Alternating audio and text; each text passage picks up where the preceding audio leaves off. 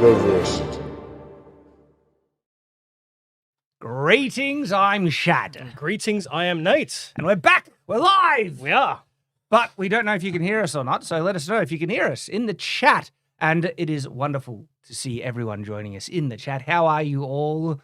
Hopefully you're having a good afternoon. I know it's very late in the States at the moment, where we imagine a lot of you guys are from. It's still very early here in Australia. I see some hails. I see some hi, guys. I can hear you. That's what we want to see. Thank you. Awesome. Now if just as a quick heads up, just a little bit of housekeeping, I suppose. If you see us look up here, it's because that's where our comments and everything are. And then when we're referencing items on the laptop, we'll have to look down here. Yeah. Shad's got his glasses on, but I like to take mine off so that I can actually look at you guys properly. But I need to put this on to read, because apparently the grey hair is a little bit Hey, Nate, showing do you my want to move your mic closer to you? Who, me? Nate, Me. move your Sure. mic closer. There we go. There we go. So if you actually want to see what this set looks like all around, there's a behind-the-scenes tour that you can actually see what it looks like from a different perspective if you are a supporter. And so these are people who are supporting us on Player, Subscribe Star, channel memberships, or Patreon. There is bonus behind-the-scenes content. A lot of bonus behind-the-scenes content. In fact, after this stream, we've got to film some more. Yes. And so recently, there's a behind-the-scenes tour that Tyrant takes us on with some interviews as well. I get interviewed. It's like I'm on TV in that one. Everybody got interviewed. And actually, funnily enough, a little peek behind the scenes of behind the scenes. Tyrant interviewed everyone, and we realized that nobody interviewed Tyrant. So I had to go and steal Sir Nathan and go and grab some microphones and quickly just corner him and be like, hi, you're being interviewed now. We also have like videos that'll come out a bit earlier for our supporters and then might appear on the channel. Access to these live streams. I will post the unlisted link so everyone can watch them, access if they're a supporter. So lots of fun things, and it's only thanks to our supporters we're able to keep this ship going, and we mean that. So thank you everyone who's supporting us, and if you want to help us, $1, $5 a month, absolutely means the world. Thank you so much. Appreciate it. So, well, I always like to start live streams with a bit of local kind of news and happenings. And so I watched with my kids first Christopher Reeve Superman last night. Oh, nice. Classic. What a great film. I loved it. And best Clark Kent, hands down, we've seen depicted. It's just, and that score, the music. Classic Superman. It's the best. You can't beat it. Well, I mean, Superman is kind of Shadiversity and has been OG Shadiversity since day one. I remember you in the blazer and the Superman t-shirt on the old throne. So that makes sense. It's keeping the topic sort of very Shadiversity. Speaking of topics, though, we do have a couple of things that we are going to get to, but we'll get to at the end of the stream. So we'd like you guys to stick around. One of which is doing the reviews of writing that we usually do. I like to try and review writing samples that our fans, subscribers and everything send in to shadiversitysubmissions@gmail.com. As, look, I'm an author, and there's a lot of people who like to get feedback. And I've done writing kind of, workshop videos in the past. And so it's just something that I can give back to fans. And I know it means a lot. I know when I was up and coming writing and everything, getting feedback from my writing samples meant a lot. And so it's not guaranteed that I get to everyone who submits it to the email. I think we get quite a few come through. But we'll be getting to that towards the end of the stream. Yeah. And I suppose the second thing is getting to the big bulk of the super chats. So Nathan is behind the camera, as always, the omniscient voice that's there. But we will be getting to the majority of the super chats. We might hit a couple of them if Nathan sort of goes, these ones are really pertinent. We need to get to these. But we'll hit, I think, all of them at the end. Absolutely. And you, excuse me, you might have noticed the subject of this live stream where there's a discussion happening in the sword community. And me and Nate, we just want to share our thoughts on the same topic. This isn't really, it's the same kind of process with a lot of the replies to the sword community. This isn't like, so-and-so is wrong. It's like, we actually just want to share our thoughts on the topic, and we use the video as a springboard for the conversation. Basically, yeah. And I've seen a few of these videos, and it is just all topical. It's all conversational. A few of the comments have been like, fight. No. We're just discussing, and we're discussing different viewpoints. Exactly. So that's the main topic that we're get to. Was there anything else? I think that's about it. Now, did I miss something? Yeah, we're missing someone. Oh, yes. Yeah, we are missing someone specifically, yes. And Tyrant isn't with us, is feeling under the weather, so we miss him. Hope he gets better.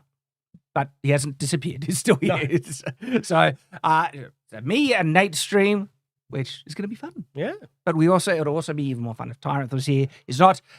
So I wanted to mention that. And anything else locally happening? A few different projects sort of going on with some behind the scenes Shadiversity stuff.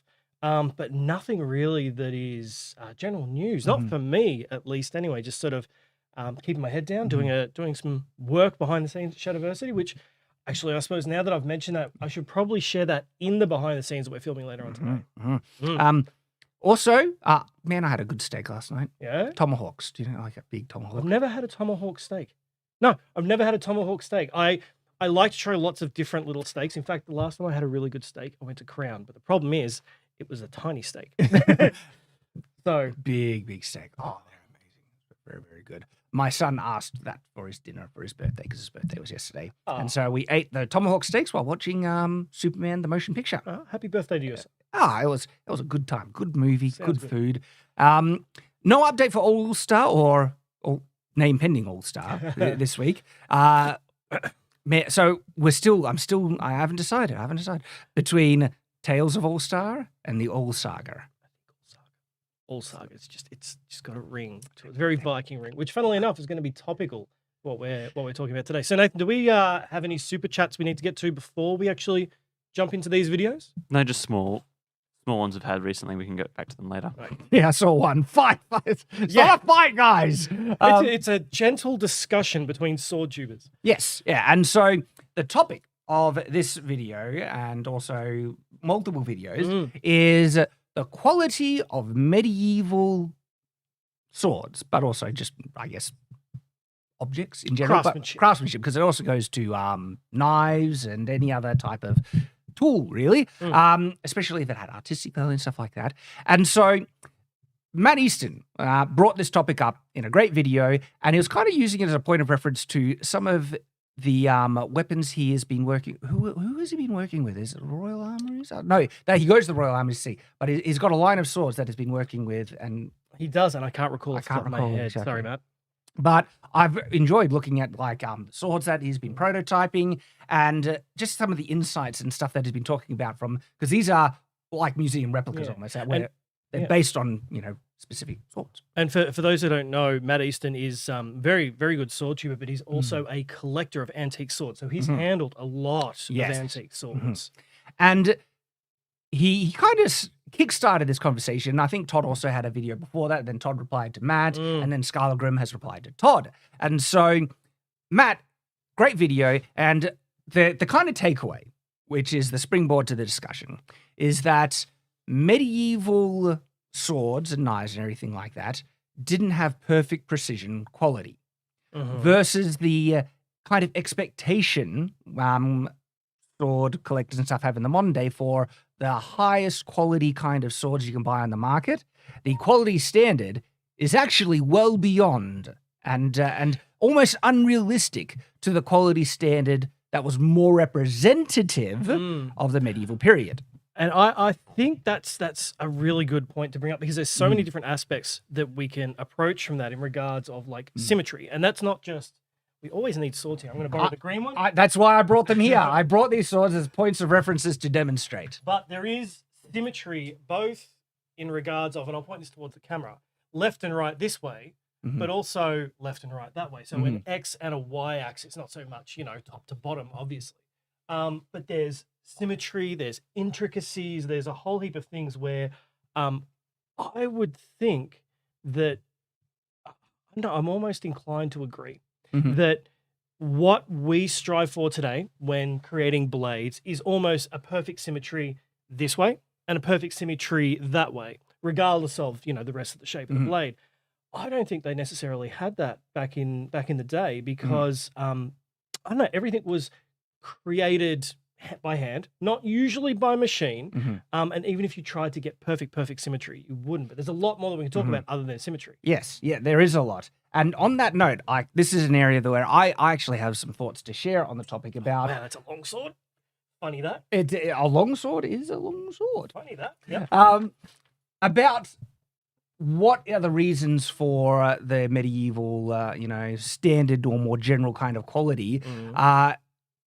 And we'll get that because kind of in, looking at Skallagrim's video, because that's a springboard. And he touches a bit on that, and then I have some further things that I want to share. And we have swords here that are here for a reason to demonstrate. One that you can't even see, but this one. This is going to be an interesting topic to discuss. So let's bring up Skull's video and we will discuss it. Okay.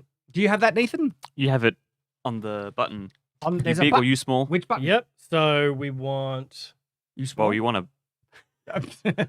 we might want to change that over. All right. Yeah, change it over. But hang on, let's find. There we go. Okay, so here we are. Now we can go small. So there we go. This is Skull's video. It's not a very visual video, so we can do you big. Is it you big? Yeah. Play it. Oh, look at that.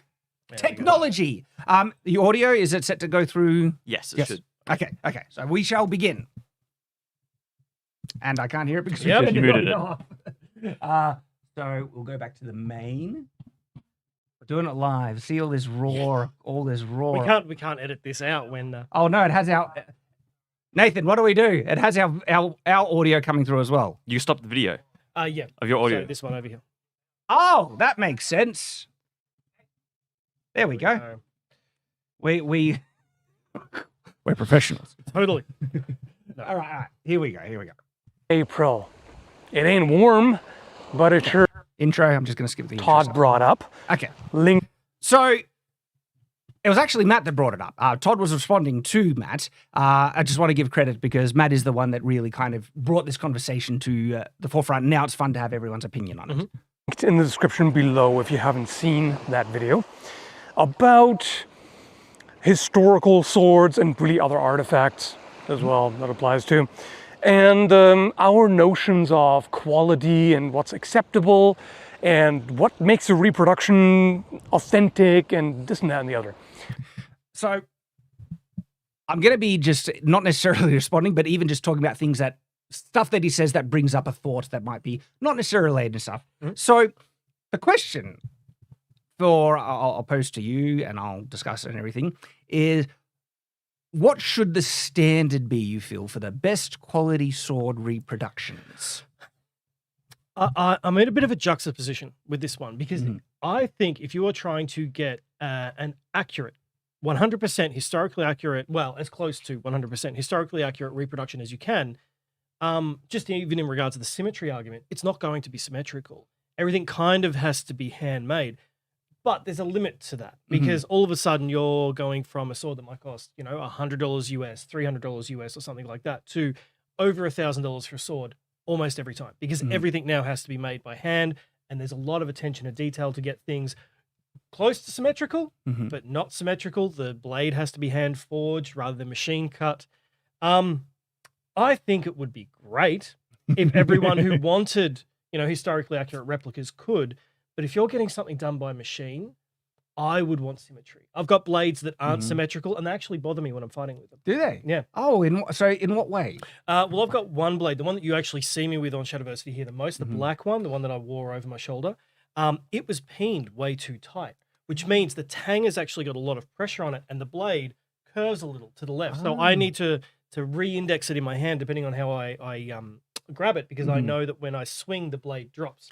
So if it's already dropped, it drops too far. And I could, if I'm targeting in reenactment, if I'm targeting for the softer media part so I don't damage my opponent, it could hit joints, it could hit bones, and I need to make sure that's indexed properly. So it actually bothers me to the point where it affects how I'm fighting with it, just because of that curve. Whereas if it was perfectly straight, I wouldn't have to think about it.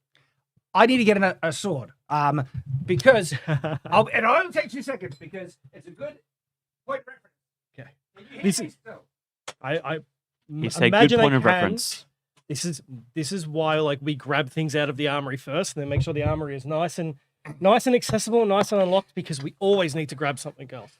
Okay, so I have 2 examples here that actually are quite interesting for this discussion. I have this is Lockwood. I forget the exact type. I don't know that type in regards to workshop. It's a Lockwood sword, and this is top of the line, cream of the crop. It's Albion quality. It's very nice. This is a really, really nice sword. This is the Baylor Arms Alexandria sword. And this is mid-range affordable. Okay. And you can see some of the quality differences in terms of very small kind of cosmetic things, like the fits of the blade to the crossguard. Like if you look up of it, how much of a gap is there? These are the really precise things people look at. If you have a look at the fit on this, it's almost perfect. Yep. Yeah. And so there are those type of differences, right? And this is kind of the difference that we're talking about here, where you have swords that have more imperfections, where swords that are expected to be near perfect. What do I prefer? I actually kind of prefer the mid-range ones. Rather than really tight fitting everything. I love, like, aesthetically, I love the better symmetry and better quality. The thing is, though, I love that the mid-range ones are actually slightly more historically accurate. Like, these type of imperfections are the imperfections you would almost expect to see on medieval swords. In actual fact, you'd see more imperfections. You would. Because this still has a very symmetrical crossguard. It's machine made, same with the pommel and stuff. And the big thing that makes me prefer these ones is how much more affordable they are on the market. Which is fair enough.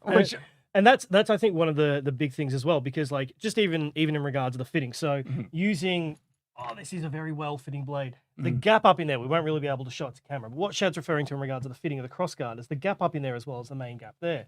That on a medieval sword, you could have a very visible gap of possibly like maybe a quarter of an inch that you'll be able to see, and you might get a little bit of rattle after a few, bashes around. And some of the arguments I think Skull makes here is that people back in the day wouldn't have, rattle like that. Yeah, crossguard rattle. It bothers me at least. People back in the day wouldn't have necessarily been too fazed by it if it was still a very functional blade, which that is still a very functional This is why blade. I grabbed this, because the rattle doesn't bother me on this, because it's still a great working sword. And look, maybe if it just annoys you, and the sound can get a bit annoying, but this type of rattle is actually a very good example of what Todd is kind of saying with a lot of historical examples where they'll loosen up. And he even points out that there are kind of jury-rigged fixes where they might put in, I don't know, a little shim of something to tighten it. Or wrap around here, like get some really fine thread and like linen thread, and wrap it in there really tight. There's different ways that I know I've seen done, and it's what you would do. You would MacGyver your way out of the situation if it bothered you that much. But is it still a functional sword, regardless of whether it's symmetrical, it's rattly, everything didn't fit? Because you would have had, say, a blacksmith make that crossguard and make that pommel, and then a swordsmith would have. This is very generic and almost D&D explained like Dungeons and Dragons here, but the person who was making the swordsmith, would have then got all those fittings together, and they would have measured everything out, but it wouldn't have been fractions of a millimeter precision. Also, because sometimes a lot of these different components were made by different, artisans, smiths and stuff. A lot of blades, for instance, were shipped out of Toledo. They'd make like all these blades. Yep. Because they were known Back for when making Toledo good made good quality. blades. And then they ship them out, and there's even like examples with messes and stuff where it almost looks like a lot of these, messer blades were made by the knife manufacturers because, there's the running theory at the moment. It's really hard to prove any theory when it comes to this type of stuff, but the running theory is that it allowed knife makers to bypass certain guild regulations. I have heard that. So for those who don't know, Messer is basically means knife in German. Yeah. So Lang Messer would be long knife, and what we've got with one of the blades here is a Lang Messer. It's just a Kriegsmesser. Great knife. My apologies. So it's interesting. These words were most likely synonymous in the medieval Germanic regions. But in the more modern language, where more people are starting to identify the two-handed ones as Kriegsmessers and the one-handed ones as Langsmessers. That's right. And also, my apology, I was thinking Viking, because I brought up a couple of things here, Viking. You would get a sax and a langer sax and a scrammer sax, depending on... So my mind apparently is already on Viking, even though I'm talking about German here. But yeah, you would. And even, like, you've got a falchion there. We'll be talking about this, Falchion. We've Wow. got things to say. This is an There interesting are- point of reference. There are very high quality and very low quality falchions, so interested to get to that. But we'll see what else. Well, one last thing that I want to mention, right? Because this is considered the mid-range, and there are interesting, like, for the price, it's actually really good quality. We have a dedicated review of this sword on Shadiversity. And even for the mid-range, it is still, like, for medieval standards, magic. Like this sword would be magic for medieval, specifically the steel quality. Oh yes, because it's so uniform, The steel quality on this perfectly thing, tempered. yeah, it's like it would be magic. This type of sword, and yet it is the mid-range for the modern day, and that's why I love the mid-range. Is because they're more affordable, yet they'd still technically be so high quality in comparison to medieval blades, and some of these imperfections just give it a bit more of an authentic feel to me. Like there's some burring on the inside of this, pummel here, and if you go on really, really close things, there's a bit, you see these little cosmetic things, but that I just kind of like those cosmetic things now as a result. Well, I actually, it's a shame Tyrant isn't here because he's called a few of my items a bit rough around the edges, and these are very much reenactment pieces. So one I have is a dagger. I don't have it with me at the moment. A dirk, Scottish dirk, but it's just leather rings for the handle, and then the pommel. It's not a pommel, but it's an end cap that's been then pinned on to hold all those rings in place. And it's a very rough handle, great for grip, absolutely great for grip. But there is zero symmetry in it. It just looks like this rough handle, but it's gorgeous to fight with. Alrighty, we shall continue. What's a good sword? They had somewhat different ideas about that compared to modern reviewers. This is an interesting one, that the medieval people would have different, I guess, opinions on what would make a good sword to modern reviewers. I think there's a bit more nuance that can be added to that statement, because I think their standards of what a good sword were determined by what was more able to be made.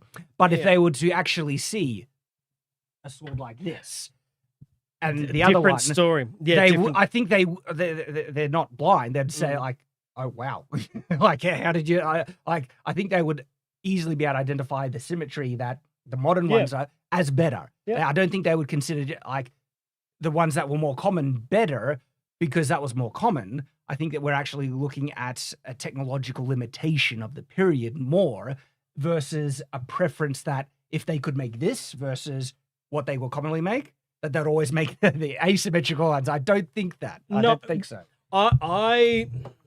So a modern reviewer probably sees more sword than like a medieval martial, really. But a medieval martial may go, "Ooh, now that's quality. That is pristine quality. That's like a king's sword." But they would still probably not complain too much when a swordsmith or a blacksmith made a whole heap of weapons for their troops or for the troops that they're after, because they still want, or I would think, they would still want, you've got to get good quality swords, not necessarily symmetrical, good quality swords, and pumped out quickly. So when you say quality, you're talking about function. Functional quality, yes, sorry, yes. Yes, and Skallagrim is going to talk about this, because when it comes to function, this is where this sword comes into the discussion, because this is got a very tight... Beautiful. Listen to this. It's got great steel. It's got great, like, tight fits and everything. It's got a certain level of symmetry and precision, like on this Fuller. This Fuller line is like near dead straight, right? Yet, most medieval people would think it's a piece of junk. Like if they're like an actual, soldier, knight, and they wanted to use this war, they pick this up. There's going to be something that stands out to them quite a lot. Yes, there will be one thing that stands out to them quite a lot. And for those who can't pick it, it's the balance of the blade. The weight. Yeah. The weight. This thing is not a good functional sword. No, because way too much weight at the top, not enough not enough weight at the back as well. Yeah. So, but it's a good machete. And so Skallagrim will mention that, and we'll probably talk a bit more about it as we come to it. Like things, or at least a lot of us, not everybody, but a lot of people like modern standards of precision, smooth finish, symmetry, and all of that. That's something that people didn't really care so much about. So this comment, this is something that people didn't really care so much about. I think he does caveat it after this comment, because my take on this is that there are clear signs that, especially medieval people, actually really did care about symmetry, and if they could get near perfection, they would. And my point of reference for this is architecture. Okay. And so in architecture, I can kind of understand that, because in architecture, symmetry for stability is very, very important. But symmetry isn't necessarily needed for everything. A close enough simile of symmetry is needed, but it's perfect symmetry isn't. But if my kind of understanding is like, if they had the capacity to get us, like, because I feel like, for instance, say, I don't have like a perfect example. Pretend this crossguard was like, really junk, right? There is a level of symmetry to it. They're not throwing it out and the one's curving down, one's curving up. Yes. They're clearly going for symmetry. So that means, to me, that indicates they do care about it, but they're getting it as good as they can by either the time allotment they have, the technology available, and because there are points of reference where we do see that they obviously care about symmetry to some level, and they really care about it in architecture. Like, you look at how precise some of these Gothic cathedrals are. So I think there's something there, because if you take a look at Gothic cathedrals, I can talk. It's not that early in the morning. If you take a look at some of these Gothic cathedrals, wow, I really can't, apparently. You have to consider who's commissioned there. So that's the church, and the church had a decent amount of money. If they didn't have a decent amount of money, they still do. There would be, I suppose, an aid by the king or the queen or multiple lords to help build these churches. So there was a very high expectation of this being the utmost of technology. If a sword was commissioned to a king, and this isn't always the case, but if a sword was commissioned to a king, you would most likely have a better standard of quality, even if it's not perfect precision. I have to agree. But you're pointing, yes, you're right, because there is a spectrum of quality, and there are swords that are far more precise and clean than other swords, and some of the ones that you do kind of see more precise lines on are the really fancy ones for the kings.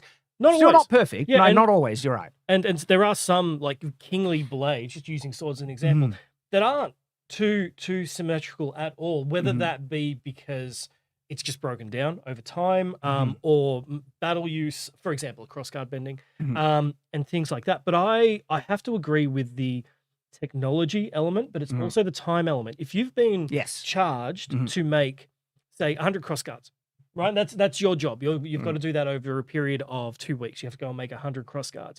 You're going to get them in a good enough quality that people will be able to pick them up and go, that's straight, and put it down. Yeah. But if someone really picks it up and really looks at it, medieval people would be able to tell it's not perfectly straight. Yeah, I agree. And I think what Skull is pointing out here is that that's the level of care that they had. Yes, this is good enough. It is straight for all intents and purposes, symmetrical for all intents and purposes, even though we could measure it today and go, that's not straight.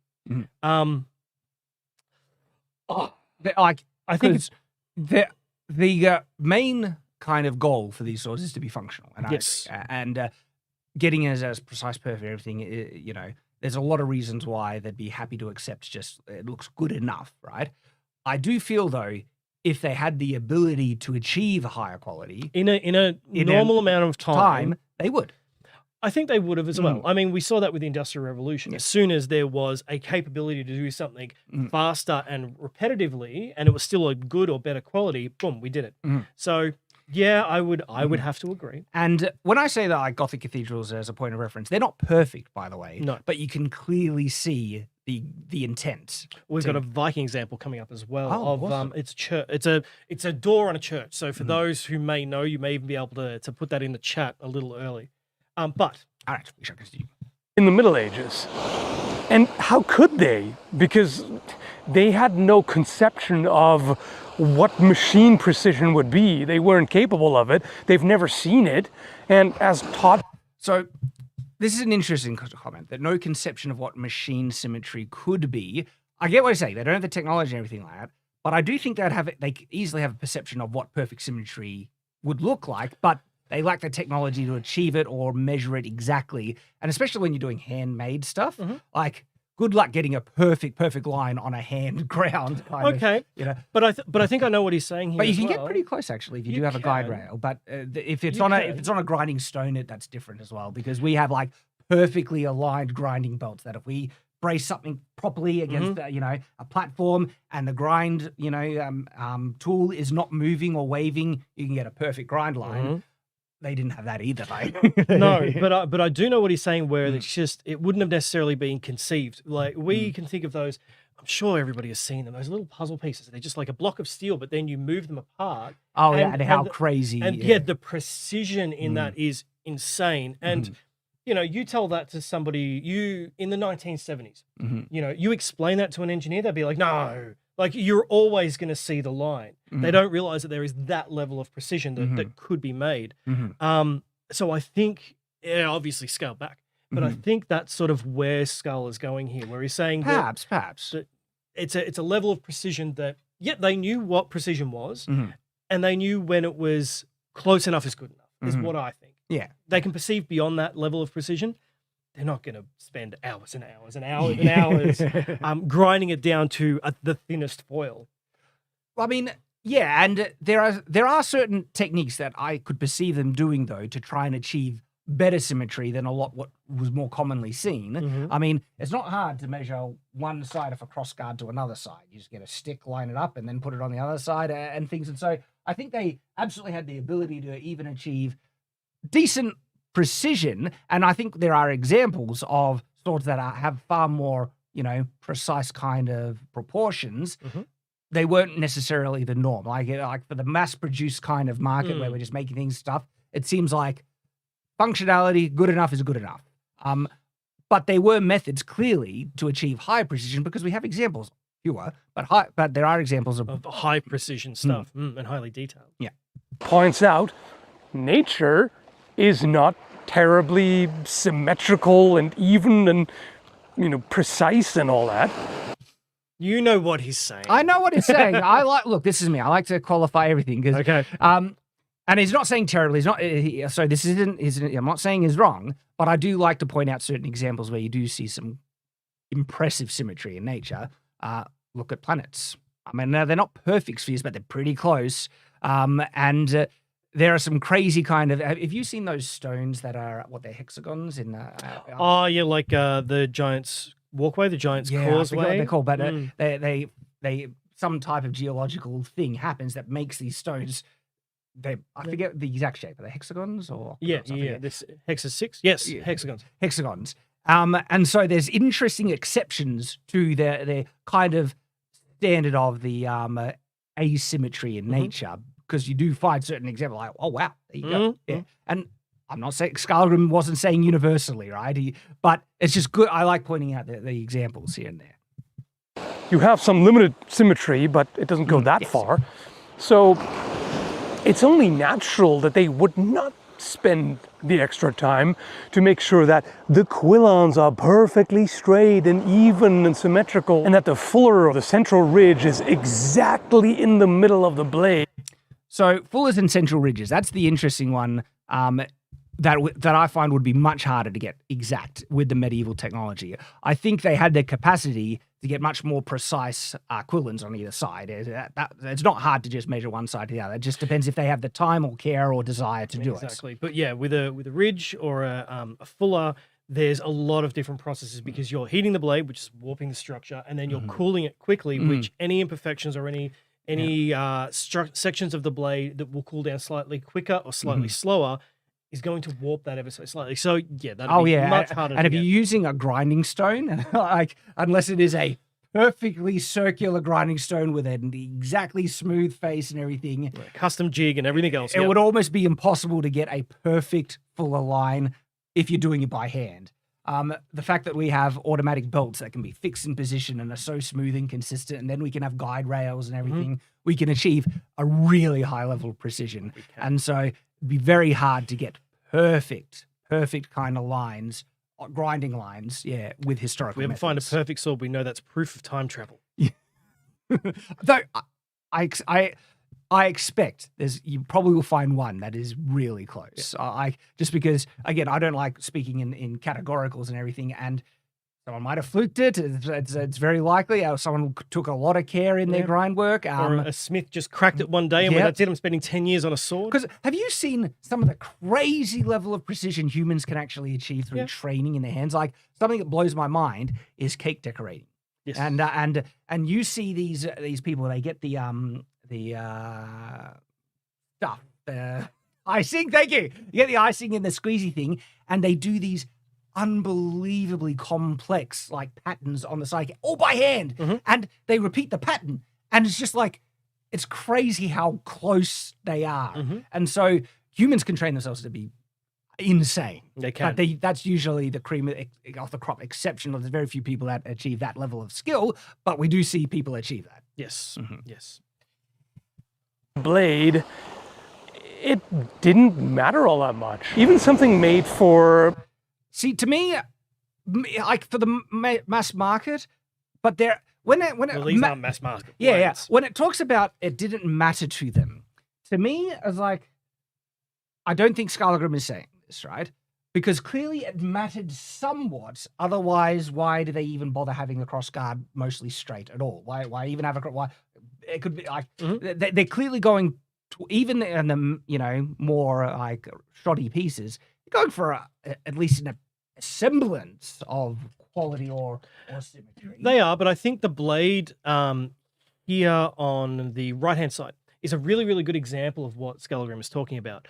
When it mattered to them, it mattered. Take a look at the lettering on the blade itself. I know. When it mattered, but the crossguard not being perfectly symmetrical. It's a little just... Now, it being off to the side, like that could easily have happened at any point throughout its history and use. Absolutely. And it being like, a little warped, but also the borders on the pictures aren't quite as straight as what the lettering is. The lettering is very, very crisp. Like it just shows that when things mattered, for example, Gothic architecture, a lot of money and a lot of investors, using modern terminology here, are putting their coin on the line for this. Make sure it's right. Yeah. What is the king going to be looking at, for example, when they draw their blade out? The lettering? Oh, you know exactly what to focus on. I mean, the sword on the far right for us, it's that one right here. There's no way to tell what it looked like when it was first made. We can only see what it is now, unless you can actually see kind of maybe stress marks of where it might have bent and see the original position, perhaps. My gut feeling, my assumption, the lettering is so precise and stuff like that, where it seems like whoever made this had a very keen eye. And if someone is, as untrained as me, can see an off kind of angled crossguard just by looking at it here, I get the feeling that the craftsman, who obviously had an eye for detail, would notice that as well. He's not blind. For me, I would guess that that would have it would have been more straight when it was made. Yes, I would say it would have been more straight when it was made. It's also gold corrodes basically the least, so it's probably got the least amount of wear and tear on it, and it was probably made by half a dozen people. So the last person to put the fittings on may have just made a mistake. It's hard to tell, but if I was to be a betting man, I would say that sort is probably an example of one that you would generally find more precision and a polish on the final result than other pieces. Well, it's an ornamental sword. It's not a battle sword. Just for conversational things, you know what the middle sword is? It is called Joyous. I'm probably pronouncing it horribly. Joyous, sword of Charlemagne, I believe. Oh. Changed a lot over its history. No, I didn't know that off the top of my head. Yeah. Well, I've done a couple of videos on really fancy medieval swords, and that one comes up because it's just it's gold. It's gold everywhere. But for the reason why, you can clearly tell that there's been additions added and stuff like that. For the period that it's supposed to come from, we do not see crossguards like that very often at all. Though you do see, so the pommel might be closer to the period where it's supposed to, come from. It's more in the migration period, especially as all of the sort of Charlemagne. It's an interesting shape for a migration period. Yeah. But yeah, multiple things have been added. It's a very interesting sword. It's a surviving piece. We shall continue. A duke or a king even has these, what we would consider imperfections, but are really just features of the making process. So again, to me, some of the imperfections pointing out here, are higher chances that they got those damaging things, throughout its history and use. And like the joyous one is interesting because now he has the grid. We can see that one of the that one is interesting because that is harder to notice by eye. That kind of the fact one of the quillins is the slightest bit further bent down to the other one. So that type of thing I could see people missing, but they actually did have tools to measure angles and positions. Like when you see people recreating medieval architecture. So Guédelon in France, they're building a castle with medieval technology and stuff. The tools that they had to achieve kind of measurements and to get the blocks right, especially if they're feature stones and stuff like in archways and things like that, and the carpentry work, to get that in the right shape and also more precise. There's some really clever kind of measuring devices that they applied to it. Into that. Yeah, it's very cool. Very cool. In all fairness, there are also examples of the contrary, like this hunting sword owned by Emperor Maximilian I, which is not only astonishingly intricately decorated, but also remarkably straight and even overall. Yeah, and I'm glad he mentions this, and I did mention that he caveats with the same, because there are examples of, oh, holy cow, that is absolute precision. Really, really close. But they are the outliers. But it sets a standard that clearly there are examples where they did try and get even more precise. And for me, even the bad versions, because they didn't throw everything out, they had the semblance of symmetry at least, meant that they did care about it. They did actually care about it. It's just to what level did they want to push it, basically. And we have different standards then for mass-made things. Enough is enough, but then we get stuff like this where it's like... Well, I think Todd actually in one of the other videos brings up a really good point about you'll care when you'll care. So this was obviously, we care about the entire blade. But there are times where you're more phased about what you get at the end rather than its level of quality. It's just whether you have achieved this particular thing. We'll see that when we get to another video. And we should also mention, like, examples like this are very few and far between. Yes, like absolute outliers. Like the vast majority of medieval swords had very distinct imperfections on multiple levels. Though with one kind of primary standard that they went for, which was function. Yes. It needed to be functional, otherwise it couldn't achieve the purpose of the sword. And so functionality was paramount, precision... Not so much.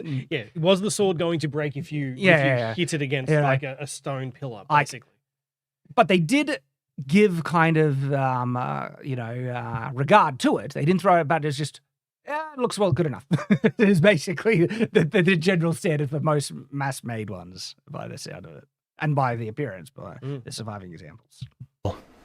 Don't quote me on this, but I have a suspicion that this may also be part of the reason why there's a notion that Japanese swords are superior to European. Shad's about to quote you on that, Skull. No, clearly he caveats by saying, I haven't double-checked this. That's why he says you don't quote on it, because this one is where I would have some things to say, because if we want to compare best of the best, right? Well, look at the sword Skallagrim just showed, okay? A lot of the surviving pieces, actually, not a lot. There's a lot of antique Japanese swords that are not perfect by but a lot of the Japanese antique swords are World War II swords. A lot of those katanas. But I think, and I could be wrong, but I think what Skull is referring to here is not necessarily the construction of Japanese swords in general. It's Japanese culture. And how there is a lot of time and patience put into the smallest of things for the sake of those things. Think tea making. The exact kind of thing that you described there, my impression, and don't quote me on this, is that is a very romanticized interpretation of Japanese history. It is. Where they focus, clearly there are practices, rituals that are very important to be done with poise and respect and stuff. Absolutely, there are lots of practices that we see in Japan. The thing is, though, similar practices exist in multiple. Like, if you want to look at poise, precision, and it wasn't for everything in Japanese culture either. Exactly. But with sword making, and not all sword making, but with sword making, I recall a story, and unfortunately, I won't be able to pull up names now because I don't have the book in front of me. But I recall a story of a Japanese swordsmith who had a particular barrel of something that they were quenching their blades in, and it was his secret because there was a particular thing. His daughter was being courted by a young man, and the man decided to just dip his finger in to see what this sort of blackish liquid was. And the swordsmith chopped off his hand because of the secret, and this is how protective they were of particular things. Same sort of stuff might have appeared in the West, but yes, it is romanticized. But there is, as much as I'm not overly romanticized for the Japanese culture compared to, I don't know, Tyrant as an example. We're going to pretend Tyrant is here, even if he's not. Man is sick. He's allowed to have a day off. Not as romanticized as that, but I still understand there was a certain level of things have a process and a place. So sword making, tea making, etc. When things had a particular romanticized element about them within the culture, we then got that back as there's a couple of things to try and identify about this, right? Because what you're saying there as well, like the katana did start to get a lot of respect and reverence and stuff, but you want to then figure out which period that is more associated with. As I said, I can't recall. I can't That's, recall the story, but I know I read it in. Like there are some, the soul of the samurai being the katana and stuff like that. The further you go back, the less of a universal notion that is. This is, I'd love Metatron to be in on this part of the discussion because it's much better with Japanese kind of history. There are certain trends that you pick up about human nature when you really dive into history from multiple cultures, and it's really interesting to see parallels.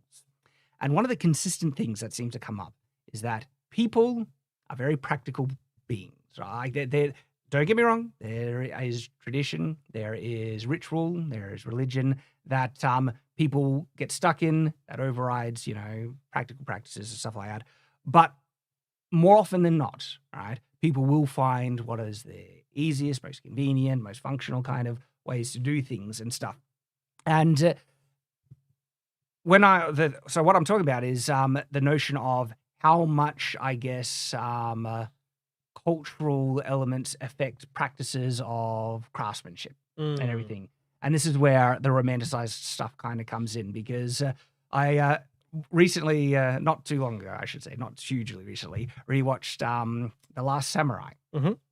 And the amount of kind of looking at Japanese culture and history through rose-colored glasses in that film is intense and extreme. So just to caveat that before we move on, where that story comes from, like I said, I can't recall, but for anybody who wants to look that up, the book that I got that from was called By the Sword, and I think it was written by like Michael Cohen, if I'm remembering that correctly. But he did his research. Like he's an Olympic fencer. Did his research before writing the book. So I trust the sources in those books. Well, in the film, there is this segment where I forget the actor.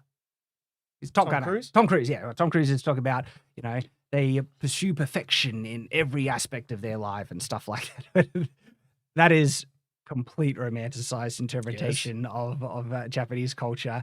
And I can guarantee that you go back into the feudal era in Japan and there will be farmers just doing the farming work, and they like, screw taking my shoes off and I'm dirty and I'm just doing the work. And I guarantee there's a lot of blacksmiths. There's just, I need the tool. It needs to do the job. I'm spitting it out. Like this is human nature. You see this constant. There's a practical utility. And also the kind of reverence that is imposed upon, say, Japanese swords in the modern day. A lot of the samurai, it's a tool to do a job. Oh, it got bent. I'll bend it a bit back and, got a bit dirty, wipe it off. They were soldiers. They had a job to do, okay? And the fact that the idea that they're always like, you must honor the blade and it must be perfect and I will only ever use it. I'll never draw it unless I'm drawing blood or cleaning it. Yeah, all of that is such romanticized bullcrap. Shad's not wrong. However, I do think that there were times in all cultures where people would specifically spend a little bit of extra time. And I think what Skull was making a point at there is it was romanticized presently at that time in Japan more than it would have necessarily been romanticized in the West. I think when you go to like when there's a stronger kind of caste system and more strict, like your family are these groups of craftsmen, and you're expected to follow on the family trade and stuff like that. There's signs that goes back further. And I'm not saying that they didn't add ritual to craftsmanship, but not to the extent that people romanticize, and not necessarily more than other cultures, because this is the disservice that medieval history and culture has been given throughout so much of life. Yes. The Dark Ages, where they're all uneducated and they didn't know how to read, and it was like bugs the heck out of me, because when you actually look at it, you see as much refined kind of ritual and in practices and stuff like that, where on a comparable level, especially religious rituals, if you want to see really like you must, be poised and respectful and do something the proper right way, not necessarily because it achieves anything, but because it's respectful and you're doing it and you want to achieve perfection, stuff like that. Oh boy, look at there's evidence of that, because the monks and the bishops and the nuns were the ones who were writing it down. So yeah, there's a lot of evidence for that.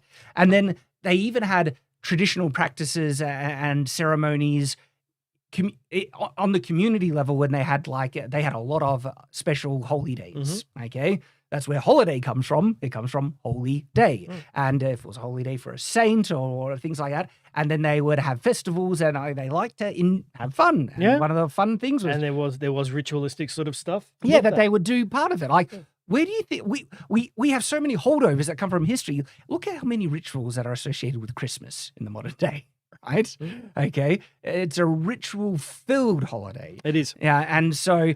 And a lot of those have been modernized. But I think in regards of the ritualistic stuff, we've actually gotten a little off topic with this. But this is it's a really interesting topic. It is. But we've started to highlight a lot on the East, where, at least for me, that's not my speciality. And it was just a footnote by Skull. And there's a lot. I think we're actually a bit into the stream and we're barely into the video. Well, that's I really enjoy these conversations. This is what the stream is for, these types of conversations, because I just love talking about this type of stuff. And so I'm still going to go back and talk about that. Because there's also parallels, what I find really interesting. Giant swords made purely for ritual or kind of displays of achievement, okay? We see these insanely giant swords in Japan. If you look up, you do see them in the West as well. Look at the bearing sword. Thank you. I was trying to recall the name. They're called bearing swords. Swords that were made to be held at the front of processions, to be put on display in town halls to show, look at the craftsmanship in our community. These swords are huge, by the way. They're massive. 6-7 foot swords. They're amazing.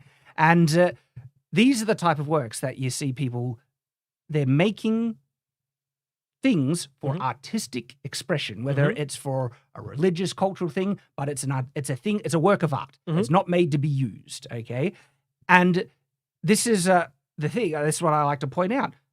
It happened in Europe as well. And so artistic pursuit of perfection and stuff for multiple reasons gets romanticized and inflated for cultures like Japan. And that, look, if anyone has in terms of cultural promotion and inflation, Japan does a great job. They do. They do a really good job for cultural promotion and stuff. The point where they do paint sometimes very historically inaccurate things. Like look at the ninja for one. That is culturally promoted in pop culture and in entertainment, and even supposed historical things. When the historical, shinobi. Vastly different. If you look at historical, they weren't just farmers. They're just trying a bit of guerrilla warfare, were they? That doesn't make any sense. The most historical kind of definition of a ninja is a spy, not an assassin or everything. This is Book of the Ninja, and it's a translation from actual Japanese sources, right? And so this one's by Anthony Cummins and Yoshi Minami, and Anthony is I've collaborated with him, talked with him. He's a really nice guy. It's interesting the type of backlash he gets for challenging traditional notions of ninja and things like that. There's a few people who especially in the East, if you challenge the status quo in the East, boy. Seen a But few he- MMA fighters with that. he shows historical sources, and these are like direct translations. He has a really, really good approach to it. In actual fact, Matt Easton has a great interview with Anthony on his channel, talking about the approach, and people who love HEMA can really kind of relate to Anthony's approach, because he just goes right back to historical sources, translates it. This is what they're saying. Yep. But again, the backlash he's received is huge, and part of it is because there is a preferred cultural kind of view of history versus what it actually was. And Japan does a great job in trying to promote certain historical things. And on the inverse, European culture, it's basically just absolutely There was a lot of infight. disrespected. Like even modern media, right? They just will happily disrespect and skew the historical authenticity and it happens again and again and again. There's a lot with that. So diverting a little bit, but my favorite battle, the Battle of the Golden Spurs. A lot of the documentation comes from France, and which it was Godendug. It was the Godendug, which is like the weapon. Oh, okay, Flemish. So it was the Flemish versus the French, and it was Flemish militia versus French knights, and the Flemish militia won. They'd walk around and they'd say, "Guten Tag, good good morning," day," and wait. to get them to answer. And if they answered in a French accent or a French language, it was good day. Now, a lot that's of the, apocryphal. That's not actually confirmed, and it's one of those things that can get.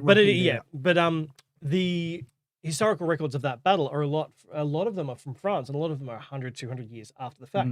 So it's taking so much credit away from the Flemish at the time, and it's the same sort of a thing. You just get this interaction throughout history that it's so hard to find sources. So when you do, I can understand the praise, but I can also understand the backlash. Yeah. So we'll get back to the video, but that is, to me, this was a really interesting thing to talk about. Because there seems to be more emphasis in Japanese culture on doing things very meticulously. See, to me, that's the modern romanticized presentation of that culture. Again, like Last Samurai has it in spades, where it is this really romanticized through, what is the term? It's rose tinted glass. Rose tinted glass. Rose-colored glasses. Where I would put money on most people just needed to get the job done. They just get the job done. And it's later periods, like perhaps in the Meiji period and other things, when we see, because if there is a notion to, again, generational kind of practices and craftsmanship, and then doing it the right traditional way and stuff like that, I see more indications that seems to be more Meiji kind of period stuff, where I would say, it's a high chance it existed in the more feudal areas that are more contemporary, comparisons to medieval period, but less so. Like the further you go back, it's just that I can see credit to that. Yeah, with really more effort than is required as a practice of discipline, basically. Again, more effort than is required as a practice of discipline. Have a look at the monks, man. Where the illuminated manuscripts. I was just thinking the Bibles and the illuminated manuscripts. Oh my goodness, look at the artistry that is put into this. Was it required? No. But did they do it as a matter of not only religious expression and devotion and everything, but also, to try and perfect their themselves, their talents and skills? And also as an outlet, I can think of a few images inside those manuscripts that are definitely not as religious as what they could be, that I probably shouldn't mention on a live stream.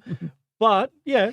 So, because again, it's this romanticized notion that people usually identify more with Japanese culture because they do a great job at promoting it. I can see the argument. When we see parallels, actually, not just in medieval Europe, a lot of cultures. If a culture has really devout religious practices and rituals and traditions and everything like that, you see practices, what Skallagrim is talking about, where you go beyond what is needed to just achieve the functional utility of what you're trying to make something truly excellent and remarkable. Particularly. And so now I haven't examined Japanese original swords in detail. So again, I could be making things up. I'm just speculating. And we get that. We get to speculating. And I do that as well. We think out loud and stuff. Because this one here is an interesting point because, Matt, he looks at a lot of, I don't know how old his examples are, but he has looked at antique Japanese swords. And in his more recent video where he talks about the subject a little bit again, he talks, there's wobbling down those lines. Yeah. And so they're not perfect either. No. Yeah, in fact, most of them are not nowhere near. No. And he's got a fairly broad collection. Like I've looked at, I think it's easternarms.com. I've looked at his website, and he has a decent collection that cycles through. So. And this has actually been a kind of an issue I've had when discussing the katana subject is whenever people like to try and compare East versus West and stuff, they will usually compare the very best of the best Japanese katanas, the best historical examples, to the mid-range medieval examples. And the mid-range, which is far more representative and more common of the Japanese standard swords, wow, the quality range is really wild. Like, they had issues finding pure ore because one of the more common types of ore sources was in the sand. Satatsu, which is black iron oxide. It's an iron ore sand, and that has heaps of non-metallic inclusions in it, sand. So it's mixed in with all this other silicate and everything junk. else. Yep. And that's why they needed to fold the steel. Folding steel will remove impurities. The way it does is that... Or help to spread them out so you don't have homogenize it, because it can't purify it perfectly. But the melting temperature of these non-metallic inclusions is usually much lower than the iron. And so when you get something red hot, like a billet of iron red hot, the non-metallic inclusions are liquid inside. And so by folding it, you're kind of squeezing those liquids out like zits almost. Like it really... But you can never get rid of it all. And in my Katana series... Just like zits. Yeah, like going back. So I don't know how old the Katana series is now. 4 or 5 years? Yeah, it was one of your first series. It was around about the same time you were doing the Shield series. There's a paper that actually looks at the internal purity of a Masamune sword. Like this. And so this is one of the best types of Japanese swords, right? And the non-metallic inclusions in there are very high. Okay. Yeah.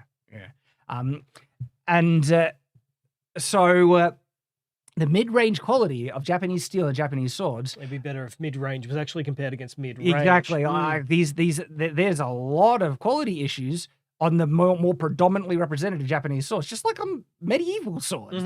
They didn't have machined precision technology either.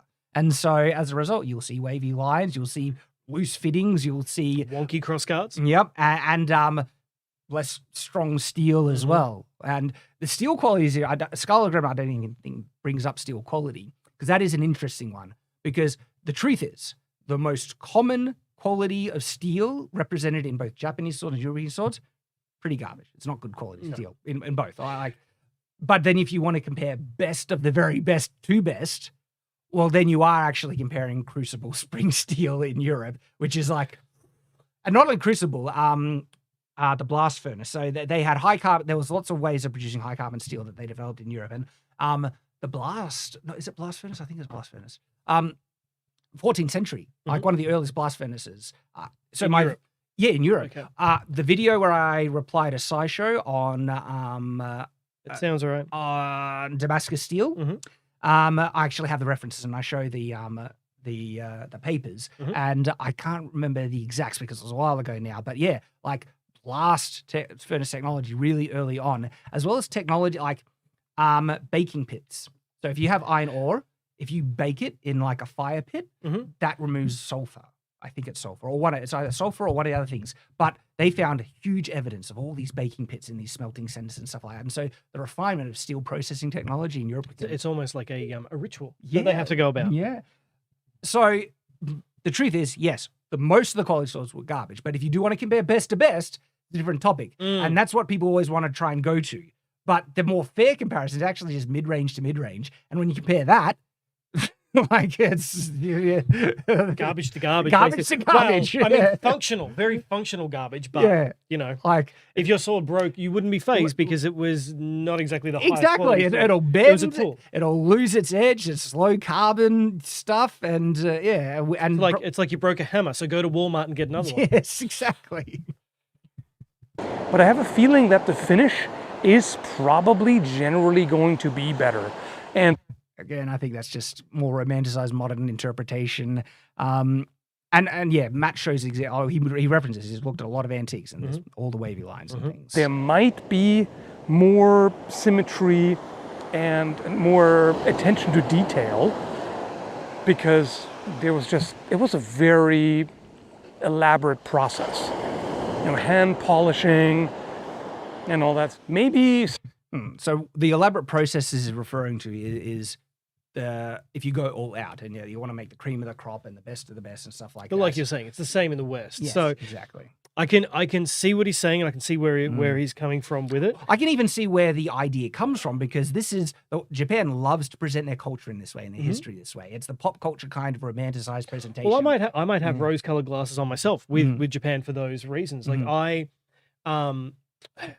I know even if I don't know something about the medieval period, I know where to find the sources to be able to find that. With the Eastern stuff, not so much so. Like my knowledge is limited. My knowledge on where to get the information is limited. So maybe I'm agreeing with Skull for the fact that I have rose-colored glasses on. This subject I do really find interesting, just because I find the subject of the interpretation of history interesting, Yes, and how it gets presented in the modern day, and Japan is this interesting example of inflated kind of cultural promotion, because it's great to be proud of your history and heritage, and if you're proud of it, you usually do want to present it in the best light, and so you present the best kind of view of it. Because I'm not saying these practices didn't exist. I'm saying how prominent they were and which period that they represent is very different to what they like. As it was not this, just because it wasn't universal. Exactly. If you just look at human nature, okay, and the down and dirty workers of history that need to get a job done, all right, you'll see a very consistent thing that bridges cultures. Just get it done. Yep. Yep. Quick and nasty does the job. Yeah. Somebody who has seen a large number of both Japanese and European original swords. Matt. Yeah, that's who he's referring to, yep. Can't say more about this. That's just something that I imagine. What mattered was the functionality. And that's, funnily enough, where modern reproductions are often lacking. Case in point. Lacking. So for those who are new and joining us or may have sort of skipped over the section, the falchion, this particular falchion is just a big machete. Like it's just so heavy. Now it's not actually like I know you have a different point of reference there, yeah. So it's not heavy like, oh, I can't wield it, but it's a cleaver. All of the weight is forward. The thing is thick. And it's just a chopper. It's a machete. Whereas a falchion, historical falchion, exactly, should be razor thin, really razor thin, and also have a big counterweight so that it's nice and wieldy.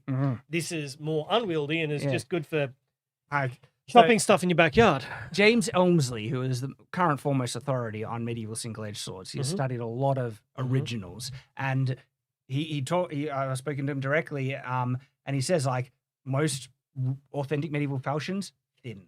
Yeah, so thin that even the ones that are surviving today have rusted through the center. The center of the blade is so thin that it rusted through the center before other areas. I want to see a museum piece like that. And for those who don't know, James Elmsley literally wrote the book on typology for single-edged swords. It's called the Elmsley typology. Funnily enough. You can look it up. Same as Oakshott typology, but that's more for double-edged medieval. And so this has better quality steel than historic one. It has far more precise finishes. Like the fuller line is way like look at this heavy primary bevel. Like that is another there's barely no gradual primary bevel. But I can funnily like the reflection though. I can see a slight waver in that. So it's not even. It's not perfect. There's a slight drift. Turn it 90 degrees and look down that way, and you'll see. Oh no, 180 now. This way. I don't know what you're saying. This way. And then you'll see. Yes, I do see it. Yeah, and it was only because of the reflection that I actually saw that. Yep. So there is a little wave. Yeah, but the fit is way more precise. Still better quality, and the lines and everything. Yet, if you were to give this to a medieval person, like who wanted to use this in battle, they'd probably say, "What is this piece of junk?" You give it to a farmer, they'd be like, "Hey, this is a nice tool." Yeah. Well, actually, what a medieval person would probably do is like, Wait, I could put that on a big poll. I could turn this into a much better sword. Like, Yeah. there's things redeemable in this. I'd probably take it to a grind wheel and fix it. But if they didn't have the time to fix it, they'd be like, "Who made this piece?" I'd turn it into a glaive. Like, Yeah, it's a big, yeah. heavy chopper. Turn it into a glaive. So yeah, prioritizing function and that makes sense because they're meant to be used. And so yeah, this is the kind of thing that Matt, Todd, Skallagrim, and yeah, you can see why that's the primary concern. You know, they have all the symmetry and the smooth finish and all that, but sometimes they're lacking the functional aspect. Where, you know, if you fought with them, they would fall apart. You know, or Oh well, there's also that. There's also that as well. I could get an example of one that will fall apart, like the wall hangers, ones with like rat the tail thinnest tangs. rat tail tang. So they basically where the blade meets the handle, there is no tang. There is no chunk of steel. It's just a small little threaded stick that's been welded on. Yep. Horrible swords. Like those are the ones you see just critically fail meme after meme. Also, here's an interesting point as well, though. Like, so stainless steel is something that most people, and especially collectors, are like, no, you don't want to use that as a functional sword. Though you can get some pretty functional stainless steel. You can, but it comes into the fact of what's in the steel. So steel as you a lot of you probably know is just carbonized iron. So now this isn't a stainless. Is it a stainless steel? It shouldn't be.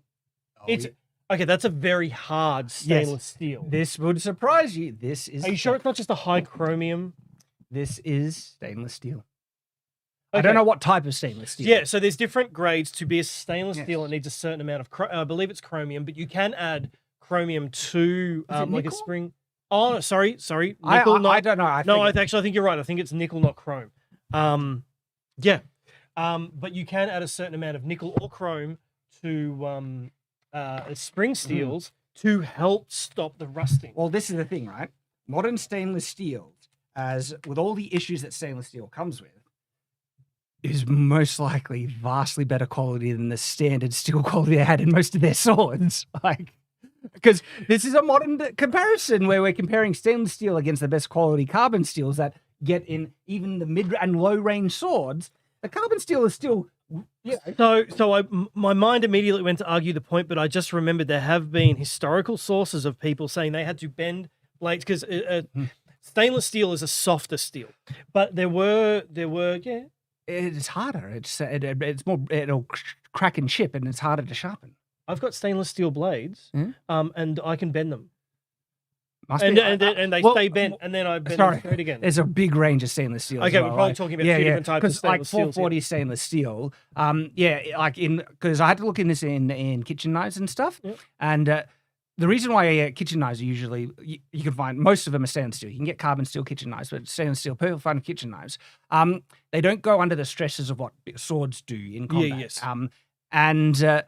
But stainless steel is usually understood to be harder to sharpen because the longer it ages, actually, I've just got a really bad wall hanger. You might have got a really bad wall because stainless steel usually has a tendency to be harder and therefore more brittle. Okay. But by being harder, they hold an edge pretty well. And therefore kitchen knives, okay? But for sword applications, snapping. Okay, which is not what you want. Well, I mean, you still have a sharp point, but you have half the blade. Yeah, the interesting point on stainless steel is that it's still probably better quality steel than the mid-range of medieval, even Japanese steel. Because that is still, like, the point I was getting to was that there have been noted of battles where people have had to bend their swords straight again. Yeah, though, well, actually, this is the other thing. Bending is more preferable than snapping. Yes, having an element of plasticity to it than having half a sword. So what I just said about stainless steel might be completely wrong. Like because stainless steel, it's hard, it snaps, and if that's the result, that's like no, give me the low carbon, sword that I can bend back and resharpen. And in terms of sword survivability, right? We're discovering this with the zombie sword that we punish constantly. Right? The one that none of us like to wield because it's like wielding a bar of steel, but it just holds up. Well, one of the reasons why it's holding up, like the katana, so the recent video on Shadiversity where we're testing katana myths, it cut into the zombie sword up to 3 mil at times. Yep, before snapping that chunk. But then it would katana snap off a chunk from the katana each time. To the credit of the katana, though, the katana was really, really thin. Like, yes, it was. Fractions of a millimeter thin at the tip, obviously, and then going all the way up. Whereas a zombie sword is just a thick, chunky chopper. But the zombie sword was softer, and we can tell because it was the one getting chopped into.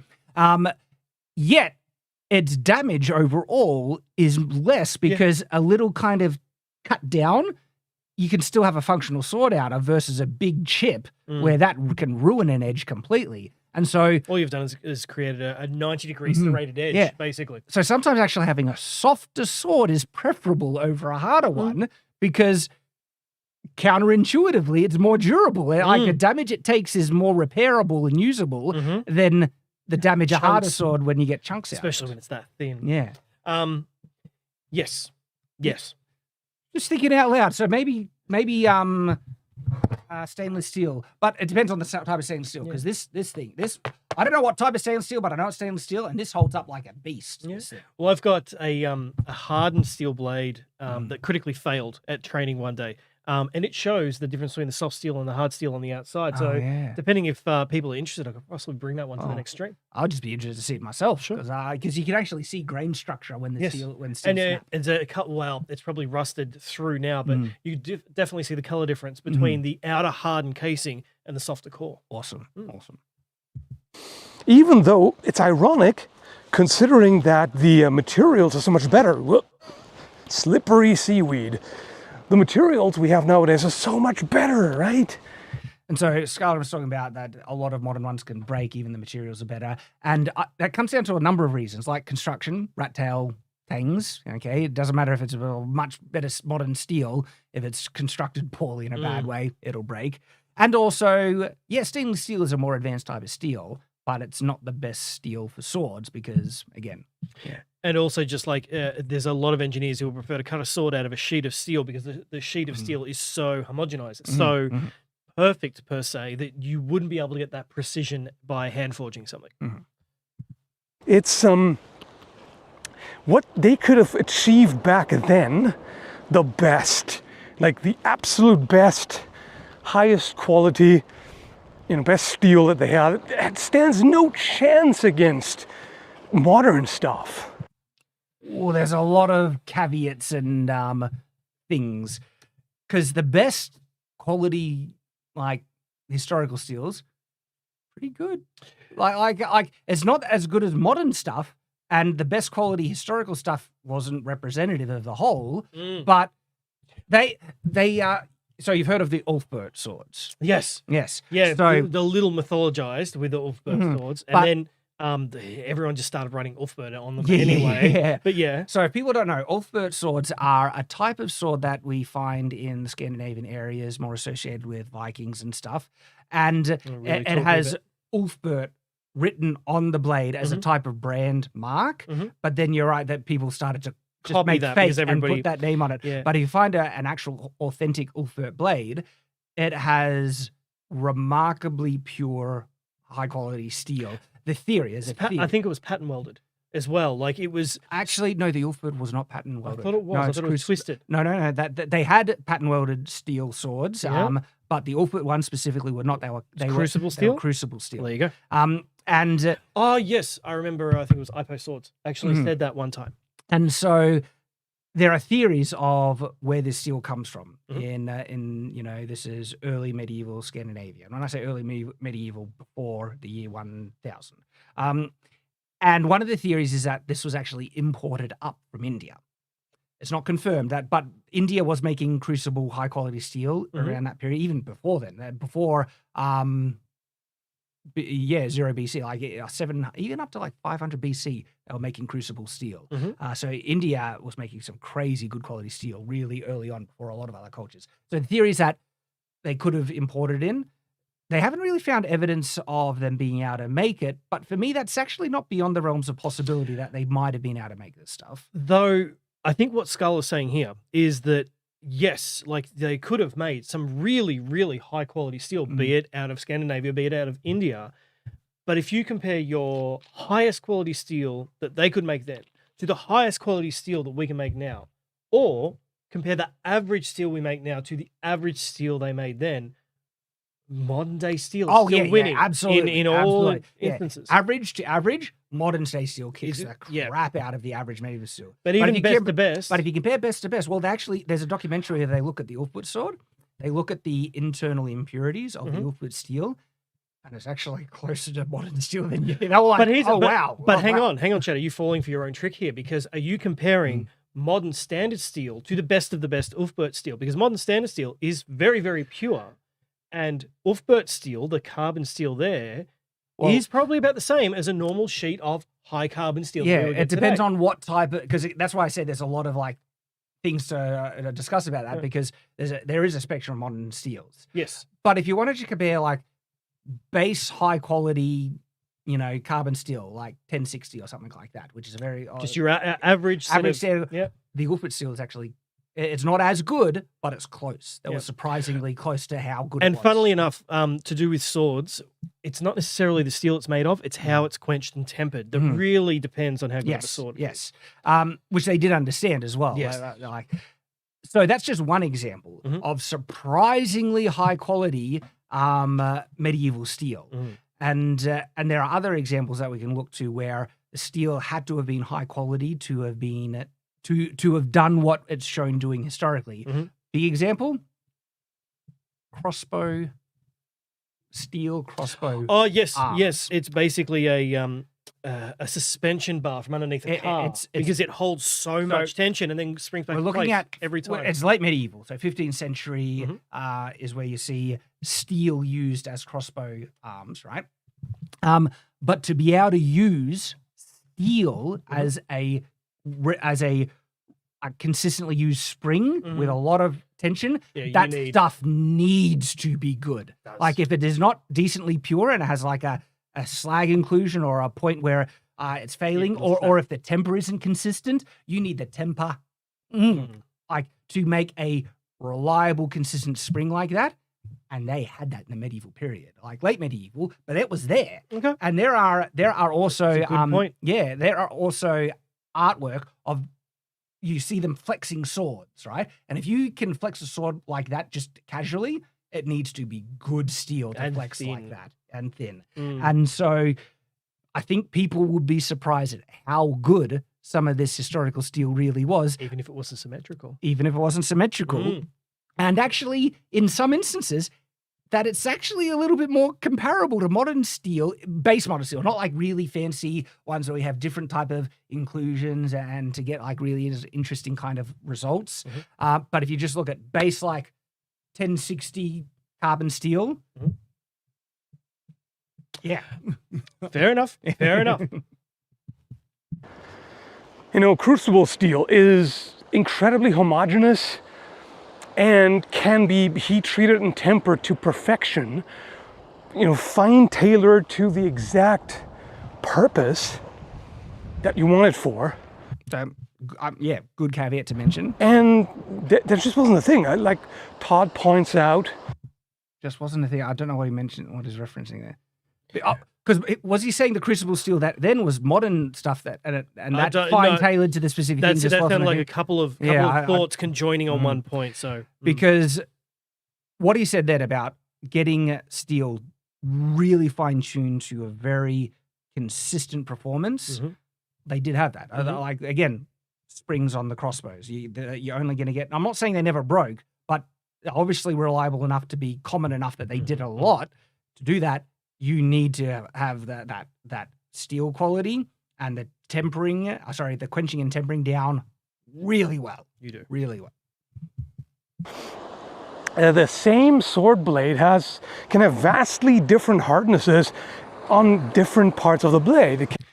This is true for the mid-range stuff. Again, you can't you can't get a consistent spring if it has different tempering. Yes. It needs to be consistent. It needs to be a consistent temper. And we see artwork of swords like bending in spring action. And this is late medieval artwork, but there's two artworks specifically I have saved in my hard drive that just like bending it in half. Yep. And you can tell they're springing it. They're not bending it. They're just like flexing it. Yep. And again, crossbows as well. And so that needs consistent tempering and consistent hardness to achieve. But the mid-range, you're gonna a mess. Like you would expect to find a lot of inconsistent. You'll kind bend of it, stuff. and part of that will then stay that shape forever. Mhm, yeah. Can be anything from what he said was between 30 and 60 HRC. I've Which is a seen Rockwell. a That's a hardness scale. Yes. 30 to 60 is good, but it's still a little soft. But it's good. But what I'm finding with a lot of our sword destruction testing is that lower hardness tends to be a bit more durable because it doesn't chip. Yeah. So the higher the Rockwell, the harder it is. But the more fracture. Like if it goes, it critically goes. So using a katana compared to a medieval sword as an example, the katana is very thin and very hard. So when it goes, it just critically breaks. You get a chip. You get a nice chunky chip out if of not it. more. Yeah. But with a medieval sword, if it's usually, not always, if it's got a slightly lower Rockwell or a slightly lower hardness, then it can take a bit more damage. It'll still hold an edge. Yep. It won't hold And it for the as long, but the damage it takes, like I said, with that zombie thing, is surprising. If it's just like a gouge, like a cut into it, that is still a functional blade. Like it's still very functional blade. And if you get a bend in it that you're able to bend back, it's a functional blade. It's better than snapping in two. It's no longer symmetrical. But it's, all of the different harnesses. I think that was even more extreme. Some spots and some blades don't even go on the Rockwell C scale. So yeah, it was wildly inconsistent. Oh yeah. So as to what was the consistent hardness of like the edge? Wild, very, because that determines on steel quality and quenching. Quenching methods and tempering methods, and whether people decided to anneal it afterwards. Well, here's the thing. This thing that people also. It's the same with Japanese mid-range swords. Like historically, like big wide range. Like there are cases and a lot of examples, like historical things of Japanese swords bending. And if they're bending, you know what that means? How hard are they? Okay. And so there's this stereotype. And look, it's funny. We even technically fell into that in just the previous discussion about stereotype of Japanese swords being harder than average. That's the cream of the crop, the best of the best, and everything you get. And most modern Japanese swords are always, if they tend to, when I say modern Japanese swords, the ones that are made to be somewhat functional, they usually get hardened more on the edge. But historically, that wasn't always the case. They had a mixed bag of the hardness quality, and there are cases of Japanese swords bending and staying bent and not snapping. And snap you get from hardness, bend you. It is also more complex because a Japanese sword is also Differentially hardened. And also it's a composite. It has different grades of steel. Yeah. If you got a katana and looked down and cut it this way, it would be soft at the back. This isn't a perfect example, but soft at the back and then really hard on the edge to be able to give it a bit of spring and give it a bit of give where it needs it. Well, interesting thing is because the tamahagane that they make, the way that they make it in this big Tatara, which is a big bloomery furnace, it's not revolutionary technology. Heaps of people had this technology, but they did it in a really big scale. And by making it a big scale, it's really hard to make high carbon steel in a bloomery furnace. But by doing it bigger, that means the small pockets of high carbon steel are actually usable chunks. Okay. And so that's why tamahagane, if you see it in its smelted state, when it's just out of the smelt, it's broken off chunks. And it's because they look through this massive billet of smelted, iron, and they look for these pockets of high carbon steel that they break off. Here are the tamahagane. Here's the high carbon stuff. And the rest of it's probably going to be used for tools, but also katanas, because that tamahagane is the jacket that they put on the edge. So you would still use the steel for everything all else. the other steel. Like in a lot of cases, Japanese internal and back steel is nearly iron. It's really low carbon. Really low carbon. Really low carbon wow. stuff. I suppose all the carbon's gone to the point that they wanted it. Yeah, and so that's why they needed to make it in a laminated construction, because the tamahagane was so they got so little quantity out of the Tatara in the result. And so to make the whole thing out of the tamahagane is very extravagant, and it's a bit of a waste. You could actually probably make 3-4 swords for the tamahagane that you could make out of one if you just use it on the edge. Look at what they did. And it's very clever. Like, give credit. This is great craftsmanship. They're forced to do it because of the limitation of technology that they had. Okay. And supplies that they had. So tamahagane is very high carbon steel. It gets decarburized in the folding process. So it's incorrect to call the more you fold it, basically the less carbon you have in it. Because people call it pig iron. Pig iron is cast iron. Cast iron is really high carbon inclusions, so much so that it goes beyond the ranges of steel. Okay. But it's incorrect to call the finished steel in a katana pig iron because even if it is in the pig iron category, when it's going into the forging process, the folding process decarburizes it and it falls in the mid-range of a good high carbon quality steel edge in the finished product. Okay. And so if you do see people say it's made out of pig iron, it's technically it started that way, but it's not pig iron in its finished result. I find all this stuff really fascinating because there's misconceptions about it where sometimes it's got a vein of truth and sometimes it isn't and things. And so in contrast to this, right, in Europe, they had ways, high medieval, late medieval, like with blast furnace produces cast iron. Like when you fully liquefy iron, like in its full liquid state, it sucks in carbon. Like that's why it's cast iron has got such a high carbon thing because in its liquid state, it just sucks it in. But they did have methods of decarburizing this really high carbon cast iron and to make it into usable high carbon steel. And because they had a lot more prevalence, because contrast this, a blast furnace versus a Tatara. A Tatara can only make small chunks of high carbon steel. Blast furnace, it's all high carbon steel. It's just like mountains of it. And so suddenly you're not restricted in volume to the amount of even pig iron, high carbon steel that you want to use in the thing. You can just make the whole sword out of it. Whole sword out of it. And suddenly you can then make it into a spring. Okay. One of the big reasons why Japanese swords can't be made springs is because the differential hardening is one, but also the different grades of steel. You can't spring iron, and a lot of the katana is iron. And so the whole back is iron, then you're going to bend it and it's going to stay bent. There you go. That part is a functional issue. If different parts of the blade are vastly different, one part is soft, one part is hard, the soft part can bend, the overly hard part can break, that is not a good thing. So that they would have liked to do better, I'm sure, but they just couldn't. They didn't have the technology. Depends on the period. Because we do have examples where they do have the technology. Again, spring steel swords and crossbow things. Like that is a perfect example of consistent hardness, consistent quenching, consistent tempering. Otherwise, you're not going to get that performance. And so we actually do have direct historical examples of them achieving that quality. It wasn't representative. And what Skallagrim is talking about, like for the standard mid-range, it's not. You're not going to find. Well, the later you go in the medieval period, the higher quality steel you find. It's just the technological progression. And so it does depend on which period. And so if you're talking about early medieval period, what Skallagrim says is absolutely accurate. But late medieval period, they did have really good quality stuff. Really depends on like whereabouts we are and how much, I suppose, money or coin they had at the time. Because if you're running on a budget, but you need to arm, your man, you're just going to make everything out of whatever you've got. Exactly. Sometimes people talk about lost esoteric knowledge involved in ancient craftsmanship that we... Okay, this is a good...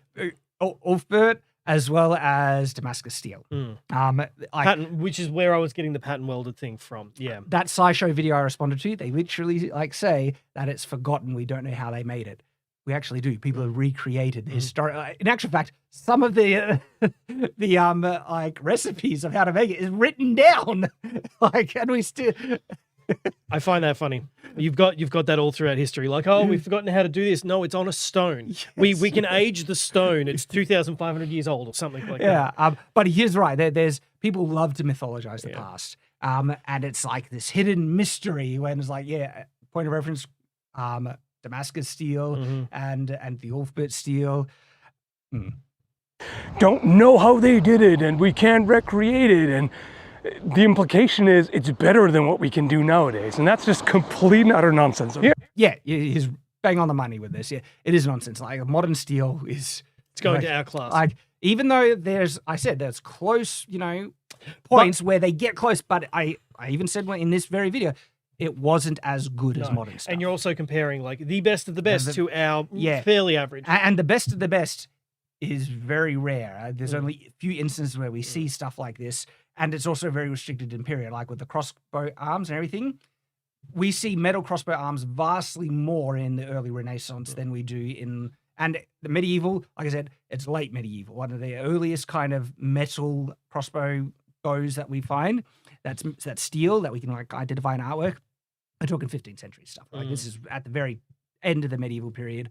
Same with the springing sword stuff. And so even though there's examples, and we're pointing out the examples, a good important caveat to mention is that it wasn't that common. These are the exceptions, not representing the norm. You may get a whole heap of crossbows in something like War of the Roses, but...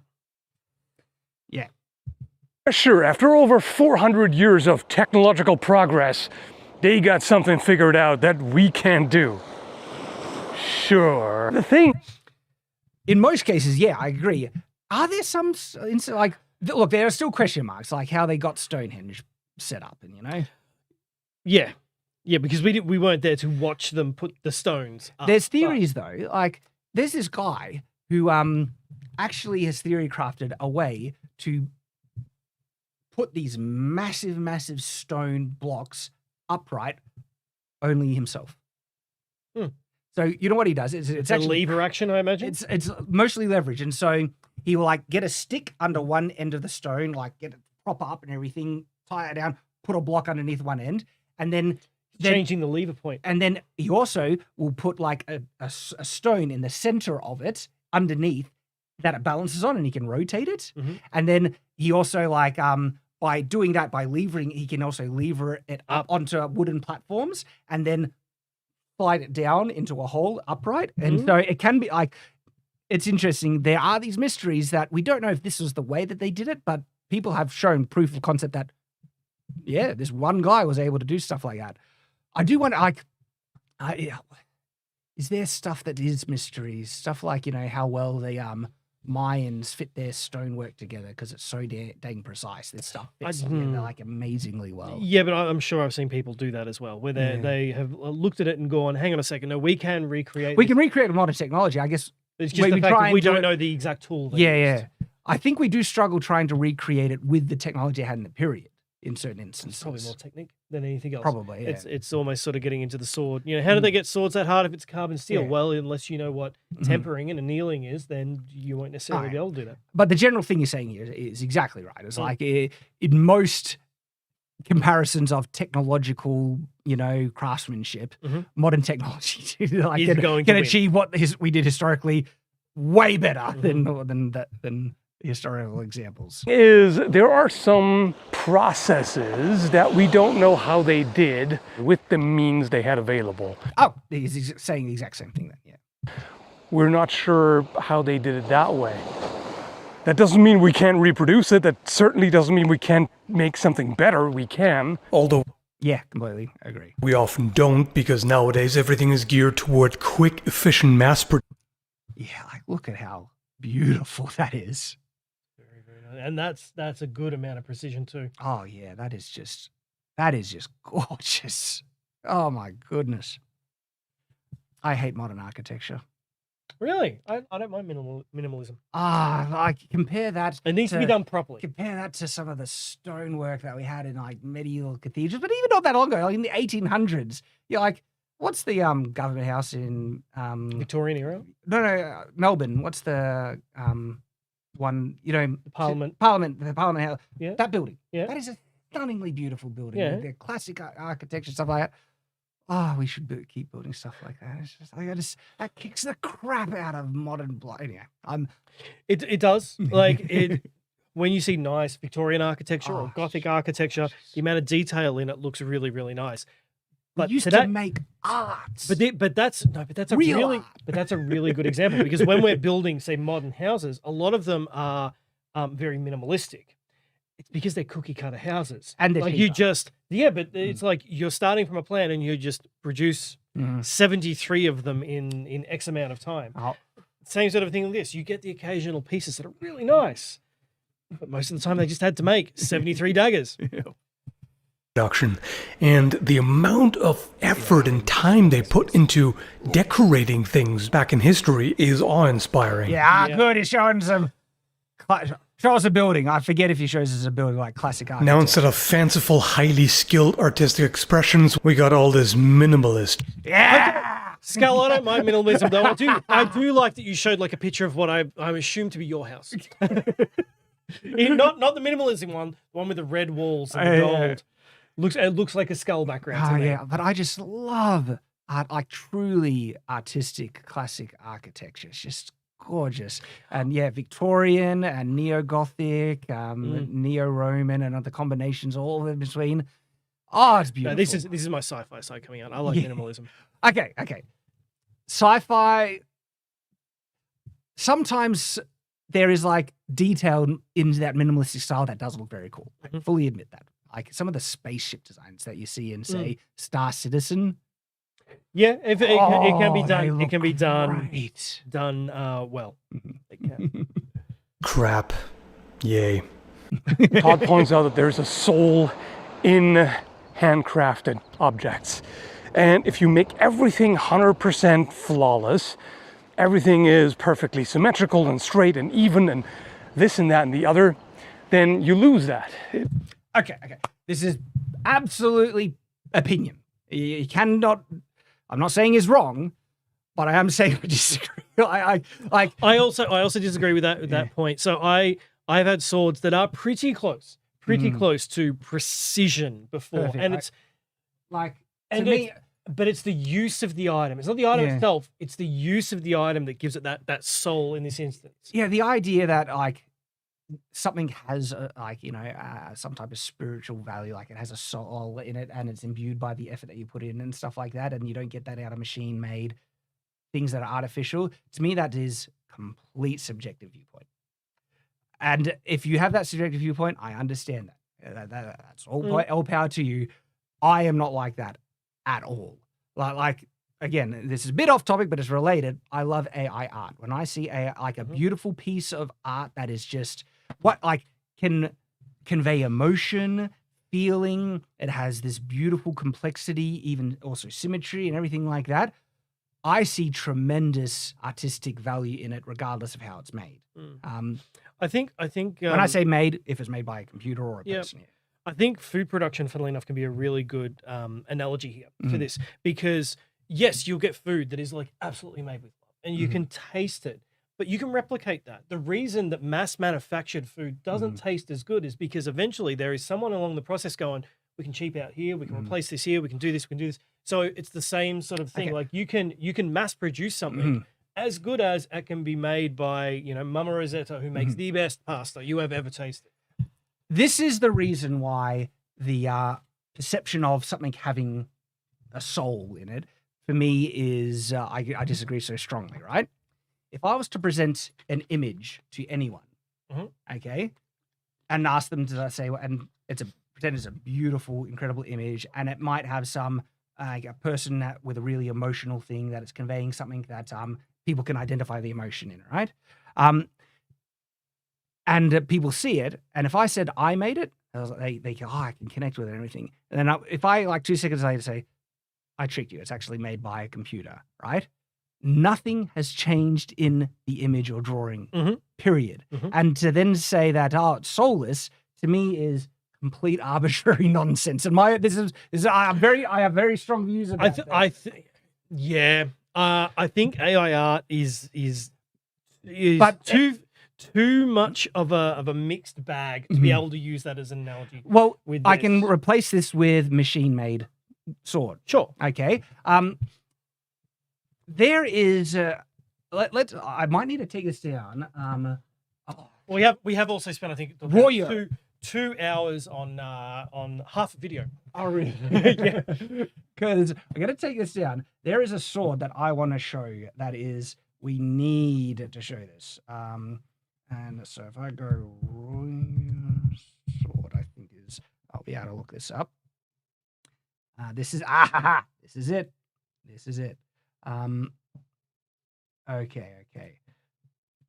Here is a perfect example of stuff we are talking about. Okay. So this is, let's go. So this is one of the most stunningly beautiful swords I have ever seen. It is made by, his last name is Royer. I'll shout out his YouTube channel in a second, right? Let's go to the glamour shots. We have an ad. We go to ads, which maybe oh no, we're muted. So that's fine. We're muted. You can't hear it, and it's not even up. And so we just got to watch copyright strikes on adverts. Funnily enough, that YouTube mandatorily puts in. So we'll bring this up, and another ad, but this one is skippable at least. So this thing, it's very nice. Is one of the flat out most beautiful swords I have ever seen. I don't know how that's a very precision. I don't know how I feel about what is that, an ivory handle? Look at this. Look at this. Now that's pattern welding. Yes. That is gorgeous pattern welding. There's this knife show thing, and they won the best of the show kind of thing. And this is unbelievably stunning. Now, in terms of precision, right? Look how precise and perfect this thing is. Now, it's achieved through using modern tools and stuff like machines. That. Okay.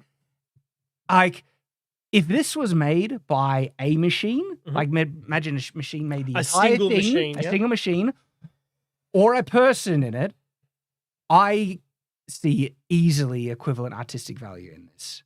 I see a difference in manufacturing time. I think something does have more value when more handmade human input goes into. And so if it's the handmade mark is a mark of quality that needs to be acknowledged. Yep. And so in terms of value, if it was handmade, I think it is more valuable if it's good. I don't think we should value handmade stuff that's garbage. Okay, if it's garbage, it's garbage. I suppose you can almost consider like a Sunday market, sort of an instance there. Like you can go and buy just using soap, right? Because I've gone to a Sunday market recently and bought soap. There's a little bit of a behind-the-scenes story, but that looks really nice. Look at how perfect these lines are. You can go to a supermarket and just buy soap, but if you want like a really nice handmade soap to put in the bathroom and smell really nice, you gotta get that stuff handmade. That is gorgeous. And he actually, I think he did. I know he put the gold inlay by hand. I don't know if he made the lines by hand, but he might have. Flush. That is perfect. Flush. And that black. Look at the black on the cross guard, right? Like that's steel. He's blackened that. That's like this is like, and so I don't know. To me, like, but it's not perfectly symmetrical, at least in that patterning. Which is good. I like that. I think that actually makes it look even better. But even if it was perfect, right? If you presented this sword out of context, so people don't know what it was made, if it was made by a machine or a person, same analogy, right? Like, I think it's almost impossible to see something that beautiful and not say, like, how could you think it doesn't have a soul? That it's a perception we impose upon it. If it is of that quality, that's arbitrary. Yeah, if it's of that quality, I have to agree. But usually when things are, say, machine made and they look like this, it's just that gold is just quickly painted on. It's not in there. Whereas the that would have been ink dipped or dyed, like the dipping process that I'm thinking of to get that pattern. Whereas that's properly handmade. I do have to agree. Given that we are actually a couple of hours in, do we want to maybe jump across to the super chats because we probably I'm having so much fun. Oh, I know, but we do have a lot to do here at Shadiversity. I know. Maybe we can do a part two with Tyra. Though, interestingly enough, I've already watched the video in full. We have kind of touched on the main talking points I wanted to talk about. Have. And I even brought up a couple of examples, but we don't need to show them because it's the same sort of a thing. Like we've talked about those points. And I think even when we go across to Matt's video, Matt's video and Todd's video, we're covering the same points. Yeah. So I think we have pretty much covered everything we need to cover, though. Do feel free to throw a super chat our way for a specific question if you want to, because I think we'll go to the super chats. Yeah, we're definitely going to be doing super chats. And I think it is about time. We've been going for, and well, I know that I like the chat. Keep it going. You can do it. we have so much work to do. We have work we do need to get to. So, as fun as this is, it would be great to do like a 24-hour, 24-hour stream. That'll be a lot. You can clearly tell I love talking about this. This is the subjects that I'm just like, I will geek out for literally hours on. But that last point I found particularly satisfying because it's honestly is a bit of a pet peeve about. But the thing is though, if you feel that something doesn't have like a soul because I don't know, you don't connect with the way it's made, you're entitled to that. I'm not saying it's wrong. I do personally feel it's an arbitrary, subjective standard you're imposing on it. And if you want to do that, fine. I'm not saying don't. But for me, when I see something of incredible complexity and beauty, I cannot help but see artistic value. And I know people who have taken not hand forged, but machine made blades that, sure, they've been hand assembled and they've probably been given a final fit and finish by hand. But they're machine cut, dyed pieces that people are just assembling. Yeah. Have gone and fought with them, and they themselves have, in this instance, given that weapon a soul and given it a name and been like, hey, can you pass me? I'm thinking of one example of a guy who had a hand and a half bastard sword that he called Mort. Like Mortimer, death, basically. He loved that sword. Yeah. But it was only through his use and the way he sort of did it that mass manufactured blade had a soul like that, I suppose. This is the interesting comparison, right? Here we have a sword that is very, very pristine, like and symmetrical and all, and here we have one that has flaws. And I've mentioned, I value these swords probably equally. I value this one because of how beautiful and precise it is, and I value this one because of the kind of imperfections that gives it this handcrafted, authentic kind of feel to it. And so I understand people say, where they say, like, the imperfection of something that's handmade, you feel kind of like this, I don't know, earthy connection. It feels real because it's handmade. But for me, I actually find equivalent value in perfection as well. And so even though this one is more valuable because it is so more precise, better made, I value, I'd be as heartbroken as losing this thing as this thing, I think. Like, I spent more money on this, and so it comes down to the money would probably hurt for the loss of investment. Well, what about the Beck? Now, I know we showed on the last stream the Beck to Corben. We've gone and got that fixed. But I know you absolutely love that, hence going and getting it fixed very quickly. But I know you absolutely love that. But that's mass manufactured. Like, is that the same sort of a thing where you would be like, look, I know it's made in India, I think. I think so. But, yes, mass manufactured, made in India. Does it faze you? Or is it different because it's not a sword? It's interesting how I personally gauge value, because one of the things that I value in, say, the Beck to Corbin stuff is its affordability and the fact that more people can get access to it, and it's a good representation of a historical thing. That's why we need the Golden Duck. It's just a baseball bat with a spike. Though I would probably, not quite, but... I would probably value a better made one more, because there's actual flaws in the making of the Beck to Corbin, whereas this actually is a really well made sword, and the flaws are mostly cosmetic. And as a result, that's why it's hard. Like, I gauge it almost more equivalent to like a pristine, top of the range one. Yeah, that's fair. That's fair.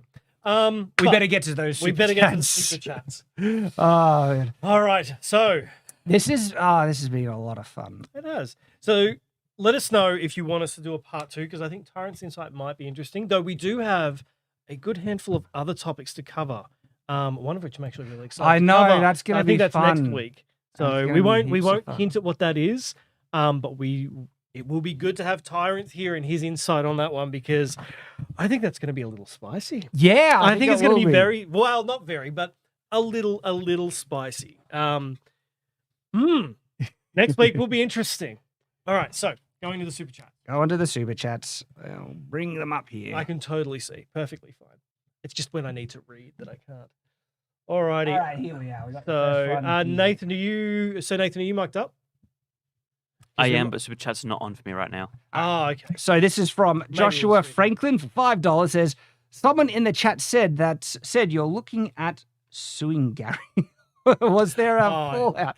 That's a joke. So on Friday Night Tights, I made Barnes, unfortunately I forget the first name, but Mr. Barnes was on Friday Night Tights. He's a lawyer, and I was joking. It was like, if I wanted to hypothetically sue someone. Oh, right. So in the US. You said something on the internet, yes. Therefore it's now true. Yeah, so I love Gary, and he laughed, I laughed. It was just a joke. Jim Knoll for $4.99, but thank you for the super chat though. Just wanted to support. Keep it up, guys. Haven't missed a video in a year. Thank you so much. We do, like, really, that is wonderful. So Nathan. What? Yeah. Oh no, Cameron. Nathan, this super chat is for you, exclusively you. Oh, thank you. Good to see you, Cameron. Now we haven't gotten to the writing samples. But this live stream has gone long. Yes. So maybe we've got a few writing samples. So maybe we'll see how we go for time. Here we go. But we'll get through the super if chats. we don't get to it, it'll be next week. Okay, so Walayimuna, good to see you again, mate.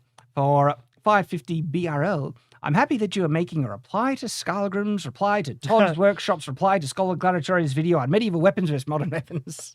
That's what we do in the sword community. Replying to replies. Yeah. Sword drama. Cameron 199 says, fight, kill, skull, blood for the blood god. Oh, We wouldn't kill skull. that's it.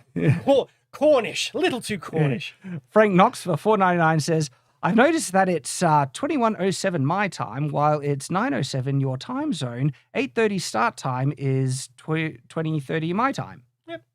Time zones are very weird. We tried to get this started early-ish in the morning because we know that it's very late in the US where a lot of our audience is. So, Robert Yingling for $20 says, hey mate, working on a leather purse for my mum currently. It occurred to me, have you checked out Bernadette Banner's work? I've never heard of her. She is a historical dress. Oh, maybe okay. If she's the one I'm thinking of, then I have seen her.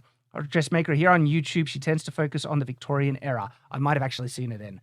Because there was a dressmaker that also made a brigandine, and there was a phenomenal video. And she and what I loved is that she appreciated the fashion and aesthetic in like the brigandine styles, because there is so much fashion in medieval armor. Does Jill Burnap know about this? If we've got armor in plain battle dresses, maybe that's. But I know there's another seamstress that does a lot of period stuff as well, and I've seen multiple. And so I think I've seen her, just don't know her name.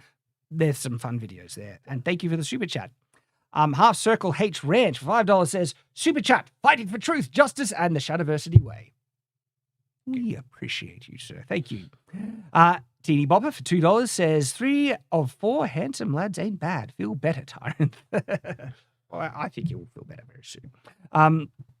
Cameron for $199. Shad, could you get another sword from the armory? I already have. And again, Cameron for $199 says, more sword rattle ASMR, please. There you go. I don't do it for everyone, but Cameron, I'll do it for you. In the past. So we've got sticks.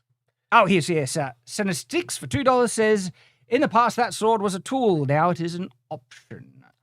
It was indeed a battle tool that you may have needed. Rocket for $20 says, thanks again for all the great content, Shad. Showed your videos on Stick to the D&D group I DM, and it convinced the rogue to go all quarterstaff and barbarian go great maul. Hail the mighty stick. I mean, technically, aren't all weapons just sticks? That's a very thin steel stick. It is. Sticks aren't really defined differently by the material they're made out of. A stick is a stick usually.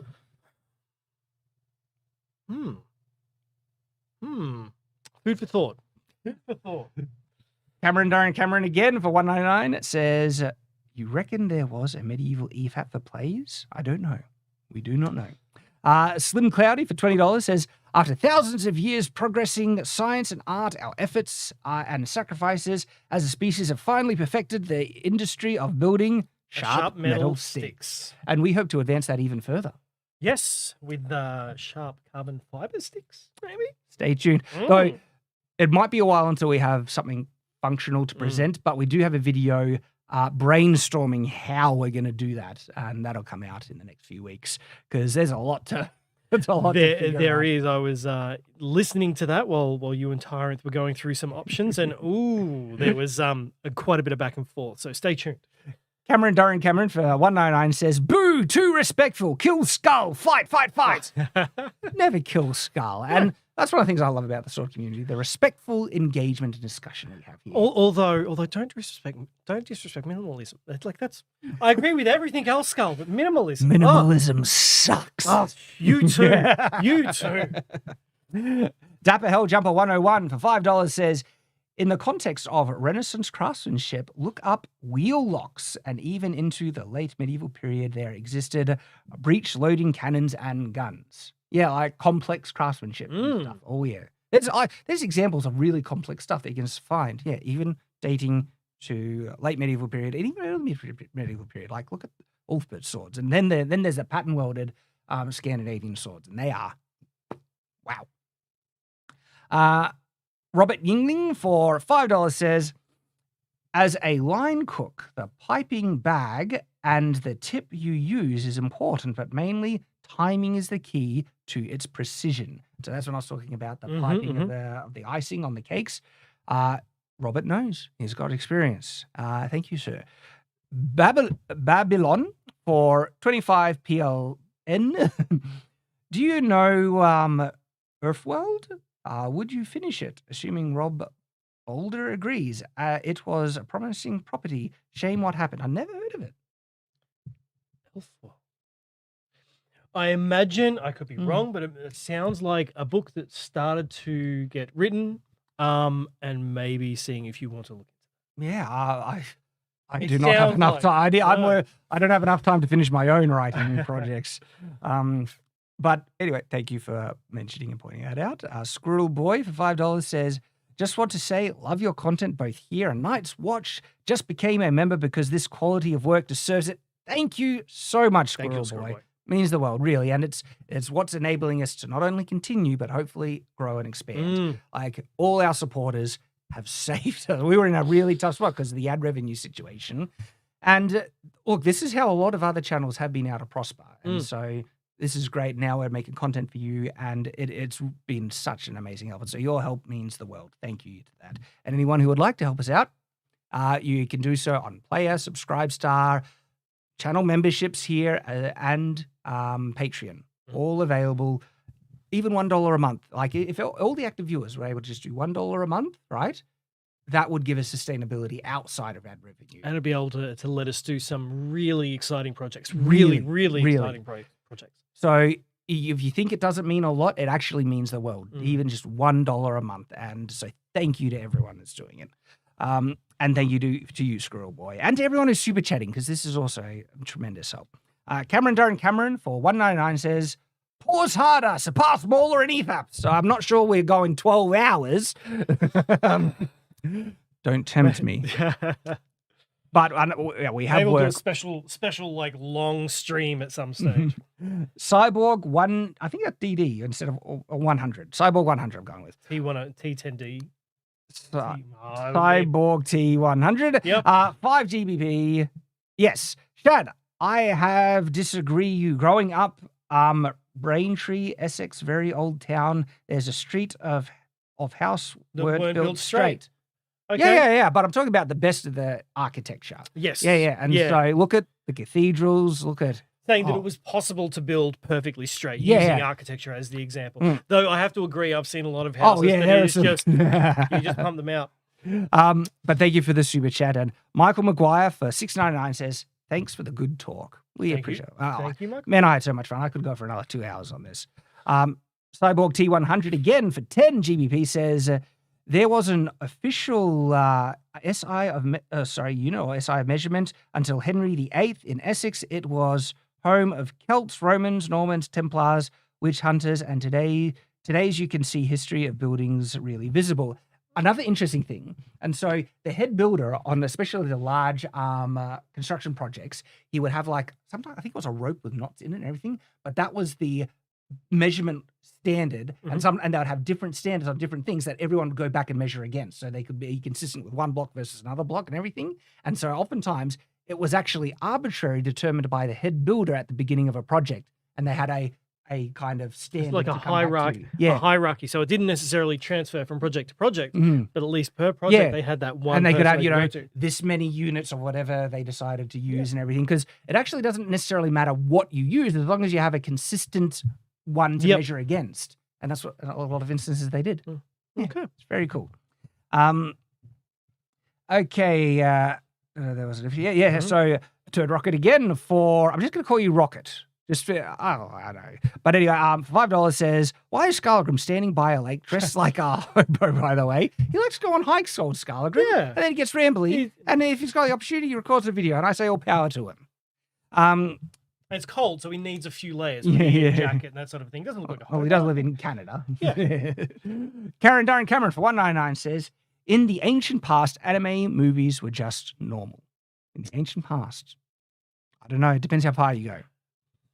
You know, because Conan, we know Conan is ancient history. Yeah. Oh, 100% factual too. Absolutely factual. Robert Yingling for $5 says, with just becoming a member, I think I'm up to 20 a month between 3 platforms. Hopefully I can get back to making videos to have such support. Do it. Make videos. And dude, everyone you're supporting, I'm sure is very grateful. I know we definitely are. And thank you for supporting. And you support the creators that, you know, you value and you appreciate the content. And that's awesome. Thank you. Seth Whiteback for $5 says, my $60 sword is super deadly because the pommel is easily removed. This is the truth, you know. Yeah, they're nuclear. All right. Then we have Robert Yingling again for $2. Chinese twin hook swords, possible video someday. Maybe. I like that. There would be ones that would be interesting to play around with. It would be any weapon that's at 90 degrees to the handle.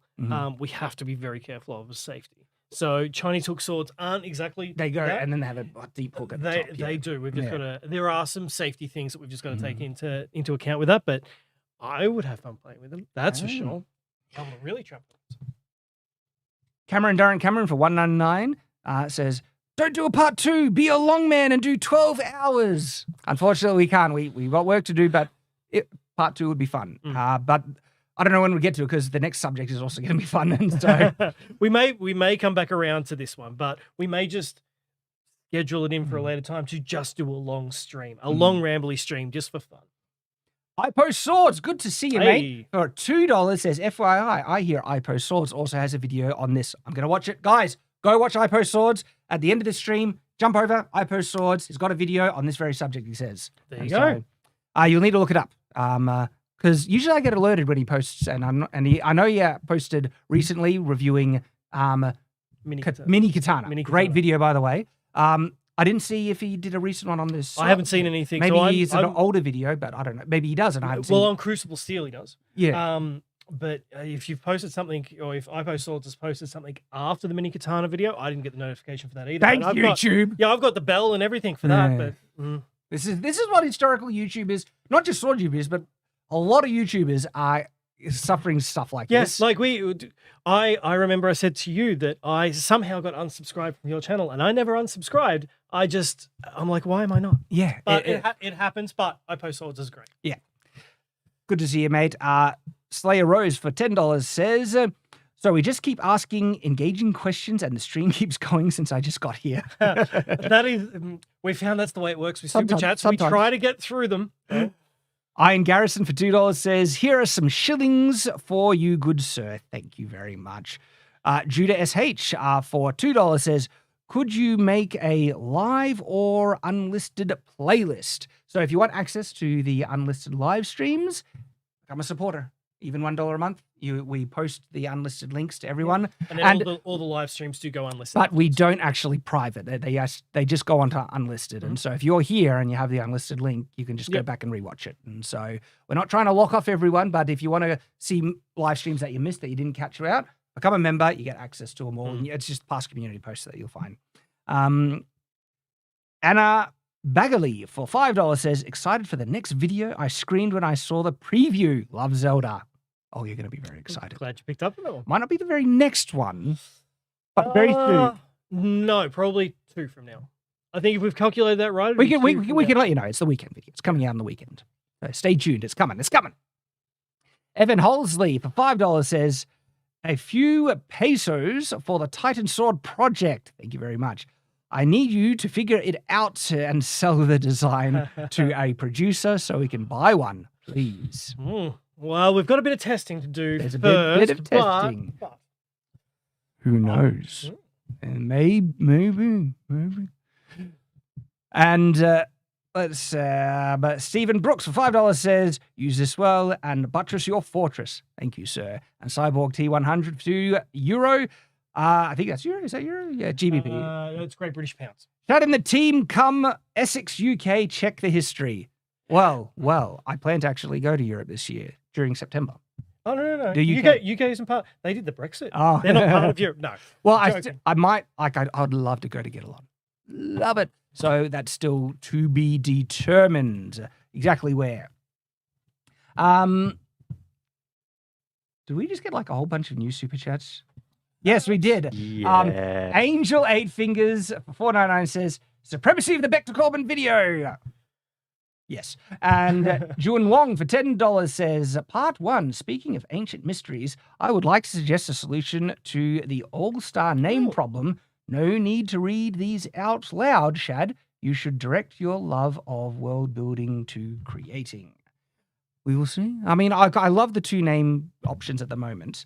Robert Yingling for $5 says, it scares me how much crossover content I watch. You, Jill, Bear Up, Sword Community, Skill Tree, and Living Anachronism, lol. That's 20 is all you, mate. It's all you, mate. Thank you, man. Slayer Rose for $5 says, would you be willing to build a trebuchet bigger than Todd's? If I had the money. Would he be willing? Would I be willing? Yes. Karen. Super chat to keep the live stream running. We have to cut it off at some point, guys. Jun Wong Part 2 for $10. Thank you, says, building an ancient language, mythology, and pantheon. The name All-Star can remain, but spoken in the ancient language.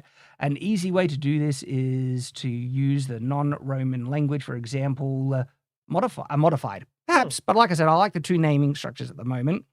Frank Knox, for $4.99 says, Shad, if you do commit to a 12-hour stream, please, for the love of all that's holy, do it on a Saturday morning your time so everyone else can watch it. I think we might... Look, we got to cut it off. You guys, we have to cut it off. We're going to do these last 3. Please don't do any more super chats because we won't get to them. Okay, guys? Thank you to everyone.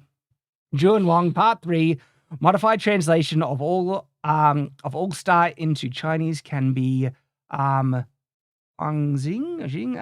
sounds more mysterious and mythical, plus cool initials of QX. It means the meaning of this ancient world can be done in for the story. I appreciate these things. I actually really like Tales of All-Star or the All-Saga. Those two, and I like that people understand and know what it is. But it's a good thought. And but for this one, I am tossing up between the 2. It's turned into a coin flip. And Rocket again.